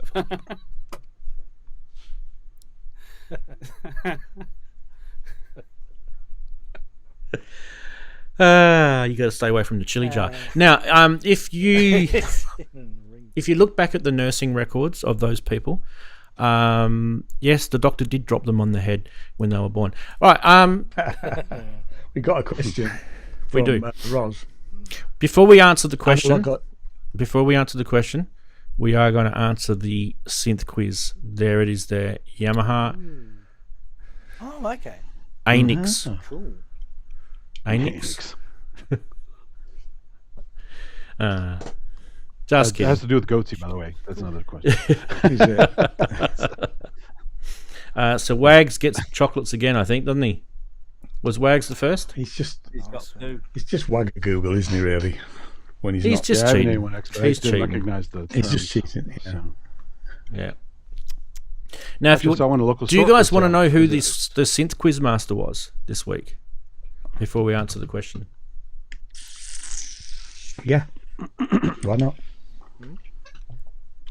well, put your hand up, synth quiz master. Who's got one?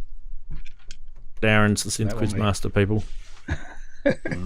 Hey, Watson. I have I've one got of half. those, I've so- been guessing. I've got half of one. Yeah, you have. Yeah, I do. yeah. Wags has got two. I've got It's a one. good one because that explains why he didn't answer. He's got two of them. He says, "Yeah." Where's the I have the question? AN 200 also. Same engine. Where's the question? Trying to find it. Oh, the question was analog or digital from Roz. Oh no, we're not doing that. Both. Yeah. Well, I was just going to say, We are not doing don't that. care. Don't care, We are not. if I'm honest. Roz. Whatever sounds great, I say. Whatever sounds Yeah. great for what you're using it for. You know what? I can almost Depends whether it guarantee has that sound. most analog synths have got digital in them. Yeah. Yeah. At least Most. DCO. There'll be a few that don't. Some kind of. Some of the really old ones won't.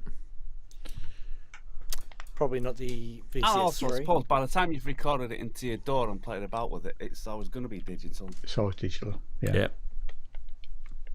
But most of the modern analog synths will have MIDI in it. MIDI's digital. I mean, I know you're talking about the sound of digital. But who really cares? Honestly, even who Moog. gives a shit? Kent was talking about this. One of the Moogs had the sounds, the noise source was basically recording of noise. It wasn't generating Yeah. noise. Yeah. It was on, What was that? on the Moog, one of the Moogs. Oh, It actually has a recording of One noise of in the it, Moogs, yeah. so it's Had not a noise generating it, sample. yeah. Yeah. Yeah. Oh, okay. Hear it looping. I wonder if that's the Slim Fatty. Little He Fatty. was even older. Was someone Older even than that? Okay. Yeah. Yeah, yeah. it was Because something vintage. the reason why, because I own a Slim Fatty, sorry, is you can't access the noise thing without menu diving through it. It's actually a real pain in the ass. And so there's all these cool patches in this thing that the factory made, and it's got noises in their patches, like all over it. And I'm like, dude, where's the noise thing on the oscillator? Yeah, that's. And then you find out later it's deep in the dungeon of the synth.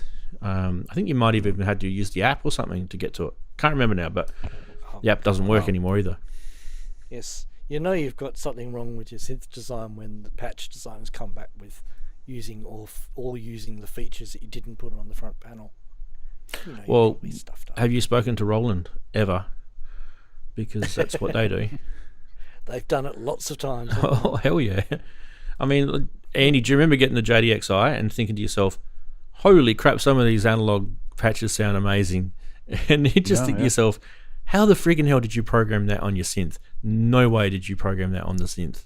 They did that through some voodoo magic engineering binary for friggin' shit. That's pretty much how they did it. They have that library program. I haven't used it for a while, but Yeah. you could do a fair amount on there. So There's that guy that I knew a while ago, Arnie, whatever his name is, that wrote the. He reverse engineered. He sat there and actually sat on the MIDI monitor and watched all the sysx code popping out of the JDXi and reverse. That would have just been such a pain in the ass, that job. But he did it. for the TB3 also. The TouchBase had a custom editor somebody made for it. Yeah, he did. Yeah, he did the TB3. The AIRA one, the IRA one. Yeah. Oh, With the touch. Yeah, I touch was one of them. They're quite cool. They're great, actually. In fact, they're incredible brains. You plug a MIDI controller into it, and it's just a great sound brain. You don't have to use it as a acid thing at all. Well, it ticked the I haven't used it for more than 3 years box, and it got sold here. So because it has all the built-in effects and stuff. It's really cool. A small little box. It has everything ready to go. So yeah, there's so many questions from the chatties right now that I'm having trouble keeping up. Far out. Actually, I had a fun Slow trivia down. thing. Just- Speaking about just Australia guys, trivia guys, thing slow- the other day. Slow down, You guys know that guys. song, Not all at once. AC/DC song, The Jack? Apparently it's about groupies with gonorrhea. Well, Bon Scott is the singer of AC/DC. Yeah. So Bon Scott's grave is in Chris and our city. Oh, really? And and recently his death anniversary, I think we call it, right? Death anniversary. Yeah. Anniversary, death anniversary. Death anniversary. Yeah, death anniversary. He died, I think, last week in 1980. Long time ago. I saw them. I may have told this story before, but I saw them at York Rowing Club, which was just a bar really. Before they became massive. So it was original. It was with Bon Scott singing, and they were so loud that after they did 2 sets, we had to leave. I mean, it wasn't really my thing, but they were just so loud in this quite small sort of concert room of a rowing club bar. That would have been Angus. You know, Remember when they had it Cannon? was. Yeah, it Talk was. about It loud. was. Angus was just. Yeah. Yeah. He's well known to been telling the mixing people to turn himself up Guitars. quite a lot. What did Bon Scott die of? I forgot. What did he... Drowned in his own vomit. Alcohol poisoning. Oh, wow. That's right. Yeah. Yeah. That's the Spinal Tap thing. Yeah, it literally is. That's probably where they got it from. Yeah. In a car. Or Jimi Hendrix. I think Jimi Hendrix also in a died car of parked vomit, outside his house, I think. Yeah. But they Oh, toured that's quite a great. lot in the UK in those early days. So he's from the And now, I Perth mean, area? Or is he... He's from Fremantle, a little city, coastal city here. Yeah. Oh, okay. Yep. And I mean, I didn't go and see them because it was AC/DC, because I genuinely didn't know who they were. I would just go whichever band was on.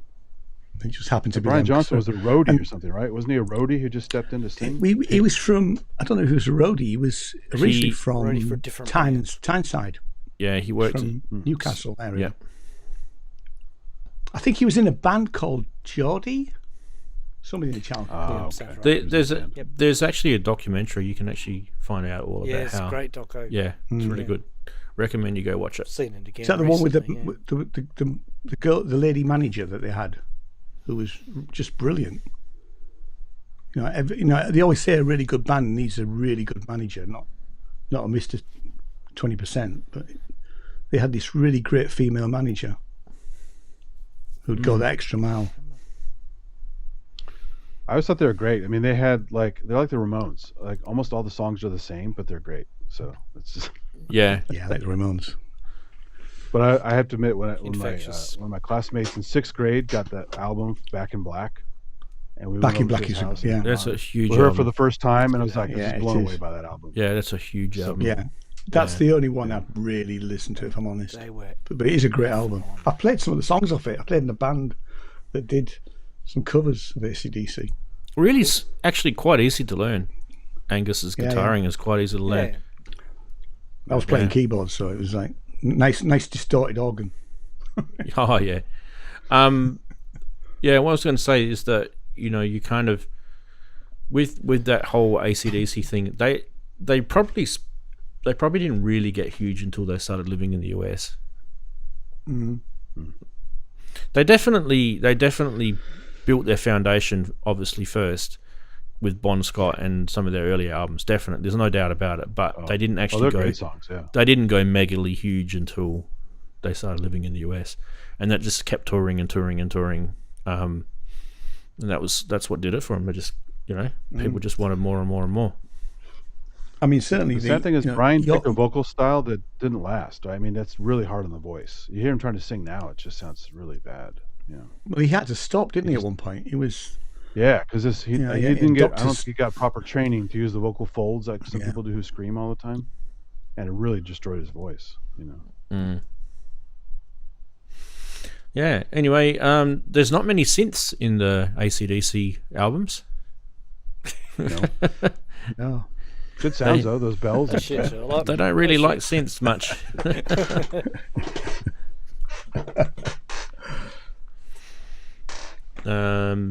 Yeah. You know what came Although across Boston my didn't have a lot of synths either. They had organs, but he made that guitar sound like a synth quite often. It was really cool in Boston. yeah. Tom Schultz is a really clever guy. I was watching, Don't- as I tend to do when you're bored. I was watching, the old reel come across on my phone when I was sitting there bored, and the song that I was watching was "Goodbye Strangers" by what are they called again? Supertramp. Yeah. But Good. it's a song I haven't But yeah, haven't heard that song probably for a good 30 something years. That's how long it's been since that- I've heard it. is And that what? Crime of the Century? Yeah, I think it is. Or Breakfast at Yeah. Breakfast at Sweet. One of those Breakfast, Breakfast. America. I had Breakfast at America. Yeah. Breakfast at, yeah. One of the things that blew me away was this video was actually of them. I don't know how much later in life they were, but they were performing it live, and cool. because I can remember seeing Supertramp live, and they're quite, it was early 80s, mid 80s or something. It's when I saw them, so the guys weren't that old then. But this video, they were a lot older. I'm not sure when it was taken, but I never actually knew that in that song there's two vocalists. I thought it was the same guy just changing his pitch, Yeah. but it's actually two vocalists. cool. But anyway, getting to the synth related reason why I wanted to bring that up is the guy that was playing the electric piano sound on it, which is all throughout that. Right, there's kind of like there's two main sort of synthy sounds. There is the electric piano or an EP sort of sound, right? And then there's also the the Hammond organ sort of real signature Supertramp sound, right? That they use. He was using It's like a wordless for piano, right? Is it? Yeah, but he was in the actual concert. He was using a Nord lead. I think it was Nord a Nord stage. lead, Nord stage maybe. Yeah. Yeah, and it sounded wrong. Oh wow, Yeah, interesting. it was the right sound, but it sounded wrong. So obviously, when they recorded it in the studio back in the 70s, I think it was the 70s song. They obviously used some other, instrument to They record. use a Yamaha C. Probably a CP, yeah. CP? Probably a CP. Yeah. I haven't actually Googled it or anything. Electric piano. Yeah. But the question I want to ask you guys is, have you ever come across a band that doesn't have the same gear that they used to have when they recorded it? Yeah. Play live, use a bit of different gear, and it sounds wrong. I've heard a lot of live performances that don't sound right. Sometimes they also play the wrong key, right? That throws me off. No, this was all. Oh yeah. It was beautifully played, Andy. The guy obviously was probably one of the It's well original. performed, yeah. Really beautifully played, but it just didn't. The actual patch itself didn't quite sound the same. There was just intonations in the timbre that you could hear that just weren't hitting the right harmonics. Those CP sounds can really, sound quite tiny, TINEY, tiny. Like that's the the sound that you want, right? Yeah. And you kind of do get those sort of harmonic jumbles between notes that linger, and I think the Nord just didn't really cut it. I don't know if I think it's probably because maybe it's. I know it's digital and everything, but so were the old ones, right? But maybe the early version, because the later ones sound really good. So, especially the model pianos and stuff like that, they're really the Nord stuff got really good. So back to you guys. What's an example of a similar thing like that? Well, I don't know that it sounded wrong, but Orbital have changed some of their stuff because obviously they can't take it out on the road when they're playing live. So I know he's even recorded some of the EMU sample stuff that they used to use. He's recorded that because it couldn't get the same sound using any other sort of sampler, so they've recorded that to use it. So things like that. But whether it sounds off, I mean, with Orbital it's a bit different because they're sort of almost giving a slight remix of a track anyway. So for it to sound off, you probably wouldn't know. Every It's not performance like is slightly different. Yeah, but that they do use different equipment now and have to, like say, record stuff from older equipment that they can't take out on stage or whatever, to make sure it's as close and sounding like it used to do. So yeah, I suppose we're always going to have that issue. Even with the soft synths as well, when they start going out of date, you got to find something that's either record it or find something that's going to do the same or similar things. I was just having a quick look at Wikipedia about that song. It was Breakfast in America, Ian. Oh, right, yeah. Goodbye Stranger. Great little bit of lyrics, actually. If you ever listen to the good song, album, actually. listen to the lyrics. It's clever. It's clever. Anyway, Rick Davies is obviously the keyboard player, and Rick Davies wrote a lot of their songs too. So, what I think was Roger Hodgson might have been doing the vocals. I can't remember which vocalist in Supertramp has the high falsetto.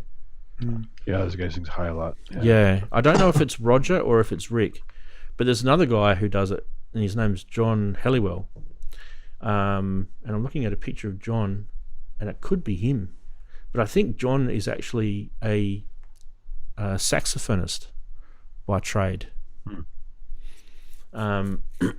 which is through some of the more 80s sounding Supertramp. Did you guys like Supertramp? Yeah. Oh yeah, that's a good song. That's a Goodbye Strangers. Yeah, I like Super. I certainly owned. I don't own it now, but I did own Breakfast in America, and I don't think I owned Crime of the Century, but I think I borrowed it off a mate and then taped it. So I had that for quite a while. But yeah, no, I thought they were quite. I mean, let's face it, the piano playing style is almost simplistic, but it's incredibly repetitive. Yeah. But and it's not something that I would want to do night after night, if I'm honest. But I thought the songs were good. I think what I liked about it is their music. I'm not going to detract. They're very clever musicians, right? But their musical, the use of their melodies and that is very simple. And I think I think musicians who can put simple things together with simple harmonies and simple melodies generally are successful. If you look at Beatles, you look at all those sort of rules, they tend to be successful. And it's very easy to replicate yourself. Like if you actually sat down and tried to play like Goodbye Stranger, you'd actually be able to play it pretty quickly. It's quite easy. But it's actually kind of weird. It gives you a weird sort of goosey bump type thing once you start playing it. It's very simple to play, and then you start playing it, and you get the right similar patch sound, and you're like, wow, it's just magic. Yeah, it's clever. Yeah, Well, it's kind of the same. you even go back to one of my favorites, Johann Sebastian Bach. He did incredibly intricate, interwoven stuff, but each element was very simple. Like these simple melodies, whether it was counterpoint or the other kind of things he was doing. All the fundamental stuff was very, very basic. Well, like Fur Elise, right? If you ever learn Fur Elise, it's like one of the earliest songs that a kid will learn in Piano Land. Yeah. It's the first quarter of that is quite easy. It's quite an easy song to learn. Definitely the first quarter, but there is a complex bit in it as well. Which is traditional Bach, but not Bach. Beethoven, sorry. Beethoven, but like Minuet in G and stuff like that. Yeah, it's, pretty basic, and but has these really elaborate things. As he builds up these other repertoire things, but simple isn't always bad. But he does. But Beethoven does that. He generally ties simplicity with complexity. That tends to be his kind of hallmark. That's what I like about him. If you ever listen to like just piano versions of some of his major things that he's done, don't listen to the big orchestra ones. Listen to the piano versions of it. You can actually find the tricks. I guess you wouldn't call it the musical tricks, which are very clever. Although I can't listen to Beethoven anymore without thinking of that Monty Python sketch where he's going deaf and the minor bird is harassing him. It's a great sketch. Shut up, you stupid minor bird! I'm not deaf yet. Just you wait. And he shoots it. It is a great sketch. And he's like, din, din, din, din, and he keeps getting it sour, like, din, din, din. Yeah. And finally goes, ah! And he gets. It's very funny. Yes. Indeed.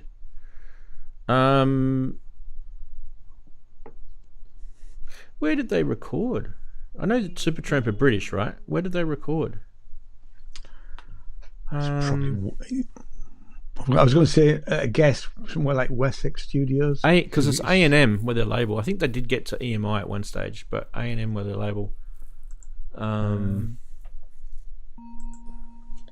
Let's ask AI. I'm reading about Breakfast in America. I'm finding out where that was actually recorded. So that was recorded at the Village Recorder. It's recorded in LA. Supertramp recorded several prominent studios throughout the career. Key locations: Morgan Studios in London, don't know that. Trident Studios, and Scorpio Sound in London, and then Caribou Ranch in Colorado.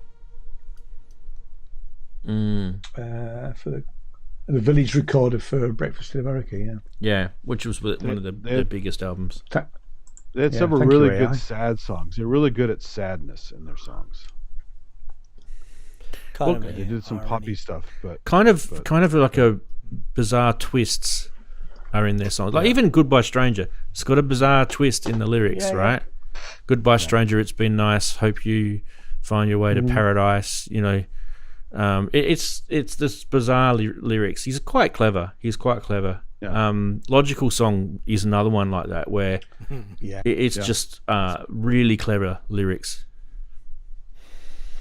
Yeah, it has weird sound effects like wee, like a whistle goes whee at some point.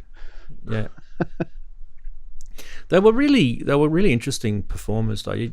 It's kind of when you go to one of their concerts, and this video really brought me back. Like I just remember them being very unique. Like it's kind of like they're bringing you in, like they're setting up all their instruments and they're bringing you into it, and you're kind of almost part of the band, and it's really interesting. Like they'll it's almost like they share each musician intimately with you, as a player. They'll bring you in and they'll sort of, but if you actually listen to their music kind of follows a similar sort of thing as well, where there's kind of segments which feature a specific musician, whether it be vocals or keyboard or guitar. But if you actually listen to a lot of their tracks, it does kind of segment like that, and it's a showcase. Works well. Yeah, it works well in their concerts. And you can see like the other band members going and grabbing a drink, and the spotlight's on the guitarist, things like that. It's actually really cool. Cool. I only know a couple of their hits, but I did a deep dive a while back and said, wow, these guys are actually much better than I thought. So I do like them. Yeah. I can't remember when I got interested in them, but it was definitely after. I know they're a late 70s, early 80s type gig thing, but I thought my influence was from my old man, where a lot of that 70s and 80s stuff came from, but it wasn't. I actually started learning about Supertramp more as a teenager and listening to them on the radio and finding them myself. Yeah. And then when I left home, that's when I bought Breakfast in America as an album. And I remember having a mate who was a drummer. He used to come around and we used to hang out. And he was like, I'm going to learn this track. I want to play it with my band. And, that sort of stuff went on. But yeah, I was more interested in Rick Davies, right? Because he was the keyboard player. Yeah. I have to try and find that video and share it with you guys, because it's worth it. It's worth watching. I mean, I haven't listened to them for quite a long time. I was just my question to you guys is: do you think it still sounds reasonably fresh today? I'm not talking about the sort of really hits, but I mean, I literally haven't listened to them for probably 20 years. I don't really own well the record produced anymore. It's they sound. It's dated. It definitely sounds 70s and 80s. It's dated. Yeah. Like how all you have to do is play it to a younger person. That's easy. Like I've got in my house, I've got an 11-year-old, I've got a 16-year-old, and I've got a 22-year-old. All I got to do is play it to one of those people. My 22-year-old, sad though. He's more sort of old school, so he's not the best person to test stuff out on. But my daughter, she'll tell you straight away, nah, Dad, this is like friggin' old croonies music. So I listen to this thing called Classic Rewind. It's a satellite radio channel a lot, and there's a grunge one called Lithium that has a lot of typical grunge and 90s stuff in it. But there's a Classic Rewind, and occasionally they will play some late 80s, early 90s stuff. And is that really classic now? Jesus Christ, I'm old. So, it's just kind of weird how some of the stuff gets relabeled. Yeah. It's hard. Music can be hard to... If you think about how you arrived at liking an artist, it's quite complex. It's simple, but at the same it's complex. So, for example, if you were to sort of pull back the first time you heard one of your favorite artists, you probably didn't like them, at the first knock. The reason I'll bring this, we talked about Olivia Dean the other day and today again, right? So, did I tell you guys? I told you guys last week about this, didn't I? Where I was listening to the local radio. This was like 6 months before her track was released as a single, and they did this thing. Is it hot or is it not? On the radio. It's Okay. This was Nova, by the way, Chris, so you know who it is. Oh God. Right. I didn't know they did that. Yeah, and it was it's the Breakfast Crew, the famous ones, right? They were doing it, and Nat was doing it, right? So she was like, "Is it hot or is it not? What do you think, guys?" And so everyone was texting in saying, "Nah, it's crap. Nah, this is not going to do anything." It's a friggin' massive hit, right? Yeah. And this is what I'm saying. The first time I heard it, I thought, Context, yeah. it's kind of a bit Sometimes, old school. I mean, sometimes the artists don't recognise that the song they've released is great. Oh, yeah. Do you know how often does that happen? How many artists? I mean, How many to artists? counter your. Sorry, go, Chris. Go on. I was going to say, how many artists have you heard? It's like, oh, I hate that track. That's not the best track on the album, but I have to play it at every gig. Yeah. I mean, one of my It's just a thing. one of my all-time favourite bands is a band that you've probably never heard of. They're called the Tanzads from the mid-90s. And I fell in love with the Tanzads by walking into a pub in York, and they were playing. And they were not from Yorkshire. They're from Lancashire. But we won't let all that against them. Wait, They're now called Merry Hell. And they're a sort of folk. Well, they were a folk punk band of sorts. So they were very much like that. They were in the same class as the Levelers at the time and people like that. oh yeah, But I turned up at I was with the band that I was playing with. We turned up after rehearsal. This band are on. Oh, we'll go see them. And I was absolutely blown away. So I mean, I went out and bought their CD the next day, and then over the next few years, I bought all of their CDs. So it's almost obsessive, and I don't really do obsessive, you know. And I can't tell you why. I am such a fan. The songs are good. Some of the lyrics are a bit naff, if I'm honest, you know. But I do still listen to them now. You know, I did the I put them on Tangerine the other Dream day. about all their CDs. So. Yeah. So it's almost impossible to identify why. You know, why do I like them, and why do I like Talk Talk? And I like all the Talk Talk. I like Talk Talk. Oh, that's good. I like the synth electronic stuff, and because they're open clever. they Because they're open my clever. eyes to the weird experimental stuff. I mean, even the sort of early synth stuff, they're not straightforward pop songs. Yeah, No, definitely not. Very complicated. And Talk Talk covers aren't So good. I don't in- like when Gwen Stefani did that Talk Talk cover. It's like, ugh. We've just done that's the weird thing. we've just done that song. We played it live. That's how I discovered But it. yeah, I know what you mean. So don't knock it. Oh, Yeah, really? yeah. Yeah. No, yeah. Yeah. I mean, I I'm didn't good- It's a stop gateway, Talk I Talk. guess. But have you guys heard of this? There's a thing called a musicians band. So if you ever talk to musicians, they will list the people that have influenced them, right? And you know, Kraftwerk are a great example of that. And if you talk to mainstream people and you ask them whether they like Kraftwerk, they'll, oh, I've heard of them, I think, but yeah, probably not that good. That's an example, right? Talk Talk's an example of a musician's band, because they know these guys are really good songwriters. They're clever, they perform well, they're ticking all the boxes. But whether did they make a massive, you know, amount of money from their music over the years? They made a living. They made a tidy living, but they probably didn't make a massive amount of money. They weren't very well No. in the 80s when because they were sold as the new Duran Duran after Yeah. Duran Duran had hit. oh, really? And I didn't know Yeah. that. which they you know, rebelled against, the yeah. press in the UK hated them. Mm. They did really, really well across the rest of Europe, and the sort of Mike Hollis. I've read there's a book by it's not an it's a biography of Mike Hollis and Talk Talk. Came out a couple of years ago, and Mike Hollis struggled with the fandom thing in the rest of Europe. Wasn't happening here. They couldn't get arrested here, you know. And then obviously they because they'd had a fairly big hit album with The Colour of Spring, EMI gave them a load of money to do what they liked, and they went off and did what, and it took them 2 years, and they came back with, Exactly. you know, and they weren't brought an album which was you know, not well received, but Yeah, it's not an well absolute even now is an absolutely brilliant album. Mm. You know, But they also had different styles too. Like "Life's What You it's Make It" is struggle. totally different than that "All You Do Is Talk Talk" song. So it's just yeah. it's cool. They weren't just a one-hit wonder, one style wonder No, kind no. of thing. They're all over the place.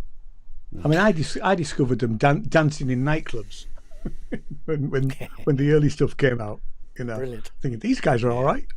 You know, but I mean, you know, the sort of later albums are really, really clever. You know, So Laughing Stock and things like that. And actually, the last solo album by Mark Hollis, which is actually contractually is a Talk album. You know, and they use cool synthy sounds too. Yeah. Some of those weird, like It's Although a Shame by the has time that he, weird, by the time weird he, sounds in it. by the time he did Laughing Stock, he'd stopped using. He'd rehearse with, he'd demo with synths, and then use acoustic instruments. Look at this for a bit of deep and meaningful comment from I Sing the Body Electric in the chat. It says, listening to the 70s stuff today versus listening to the 20s stuff in the 70s. There you go. Let that sink in for a second. Well, consider me a really old man then, because I love 70s stuff. So. Well, we are old. I know, but I mean, We're just not ancient. there's so We're much just good not music in ancient. the 70s. It's, There's some good stuff. I mean, I would, if I was going to have one decade, I'd choose the 80s. But every decade you can I find tend to stuff. prefer more 80s as well. But man, the Tangerine Dream, Kraftwerk, I'd 70s. the I'd Black go Sabbath, 70s. 70s is amazing, right? Yeah. It's just Yeah, because I think Jean-Michel Jarre. I think there were some cracking Yeah, albums in the late 70s. Some cracking There albums. was. Yeah. And even in the mid early 70s, there was some good stuff Peter as well. Gabriel in the 70s is great. Yeah, no, I'm gonna say Actually, yeah, 70s for me. The Peter Gabriel, the first three Peter Gabriel albums. I remember going out and buying them the minute they came out. Yeah. Because he wanted to do them like a magazine, and absolutely loving them. They are still my favourite Peter Gabriel albums. Everybody raves about So. I didn't like So that much. The hits are on there, but those first three albums I thought were the better albums for me. Some of the They were deeper slightly more tracks that don't get that experimental. much play are good too. Yeah. So It's lasted though. I mean, if you listen to Yeah. his stuff, it's and if it lasted. weren't for So, he wouldn't have built Real World Studios and all the shit that came out That of is there, which true. is amazing. That is true. So that funded the whole Yeah. thing. So, Yeah, and he was his massive hit. yeah. I don't know if I mean, Passion is like his best work as far as I'm concerned. I love the Passion side. I actually think Passion's a good album. Yeah, I actually think Peter Gabriel is more successful than Phil Collins absolutely. Yeah, as a musician. Yeah, Absolutely. I'd agree with that. Yeah, definitely. Yeah. but Phil's a hell of a Not drummer. as well known as Phil- a celebrity. Phil's well known, better but musician. Peter Gabriel's a better more musician. successful. Absolutely, yeah, definitely. I'm not saying that anything against Phil, but I saw Phil Collins playing Brand X, which was his jazz rock fusion band. He played at York University before Bill Bruford took over on the drum seat. But and that was a great band. If you're into sort of jazz rock, it was not very commercial, really. But he was There's a hell of jokes- a, you're right. He was there's he was a jokes hell of a about drummer. jazz. There's I lots like of jazz. jokes. Jazz is, yeah, Lots I of know, jokes. yeah. I've got a mate who absolutely hates jazz, and every so often I send him a jazz album just to upset him. Send him Yeah. Dixieland Jazz. You can't be unhappy with Dixieland Jazz. No, you can't. No. But I sort him out, Send him Manhattan Transfer. Send him that. Oh. No, send him Those Al sound like Jarreau I doing like scatty. Gotta have all that scatting Yeah. stuff going on. That'll drive him nuts. Actually, yeah. I mean, I love Ella Fitzgerald. She's my all-time favourite female singer. But her doing scat, nah, it doesn't work for me. Yeah. But she's brilliant. She's just got such a great. And her singing the one of my favourite albums. In fact, my first son was born to this album. But Ella Fitzgerald sings Cole Porter. So she sang all the Cole Porter songs on a double album. It was just great.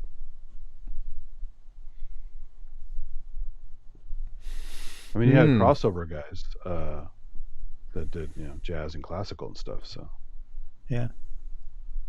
so there's some stuff for other people who don't really like jazz so much. There's like stuff on the fringe. I mean, when I was 17, 18, I joined a jazz rock band, and I wasn't necessarily into the music, and they were doing stuff like sort of weather report and people and stuff like that. So it's quite out there, some of it. But I joined the band to learn to play better, So it was quite. I was with them a couple of years, and it was. The other thing was they were a band who liked to party, So literally every weekend, if we weren't gigging, there was a party at somebody's house. Mm. You know? Wow. So that was a really good time. But the music was good, and I learnt so much just by playing with these guys. You know, Stanley Clark and Weather Report and people like that. It's hard to play. I used to literally go to rehearsal and go home and have to learn the to Joe play. Zawinul stuff. That guy's Yeah, nuts, man. yeah, it was really hard. You know. Yeah. Mm. Well, guys, I He think was we just a should, good player. We had command of the tech too. Like he had all that stuff in front Yeah, of him, and he was good at all of it. So I think we should wrap up the Sorry. show, guys. Yeah. It's really good that you've got some new it's synths, got ominous Chris. there. A little. Yeah, Sorry, not trying to rub it in or anything. no, that's fine. Yeah, thanks everyone for being part of the show every week, as usual, and we'll see you guys next week with another show. Hopefully, it's a bit more news coming out. I don't know. Yeah, I feel it's been kind of dry it's lately, it's isn't the it? quiet part of the year, so don't worry about it. We'll find things. Maybe I'll go start digging into Eurorack and see what else there is in there. Haven't done that for a while. Anyway, thanks Daren and Andy and Ian for popping in later on, and Chris. Yeah. Thanks, chatties. See you guys on next Saturday. Don't forget to press record. See you later. Later, boys. Later, everybody. Bye. Bye. Take care. See ya. See you next week.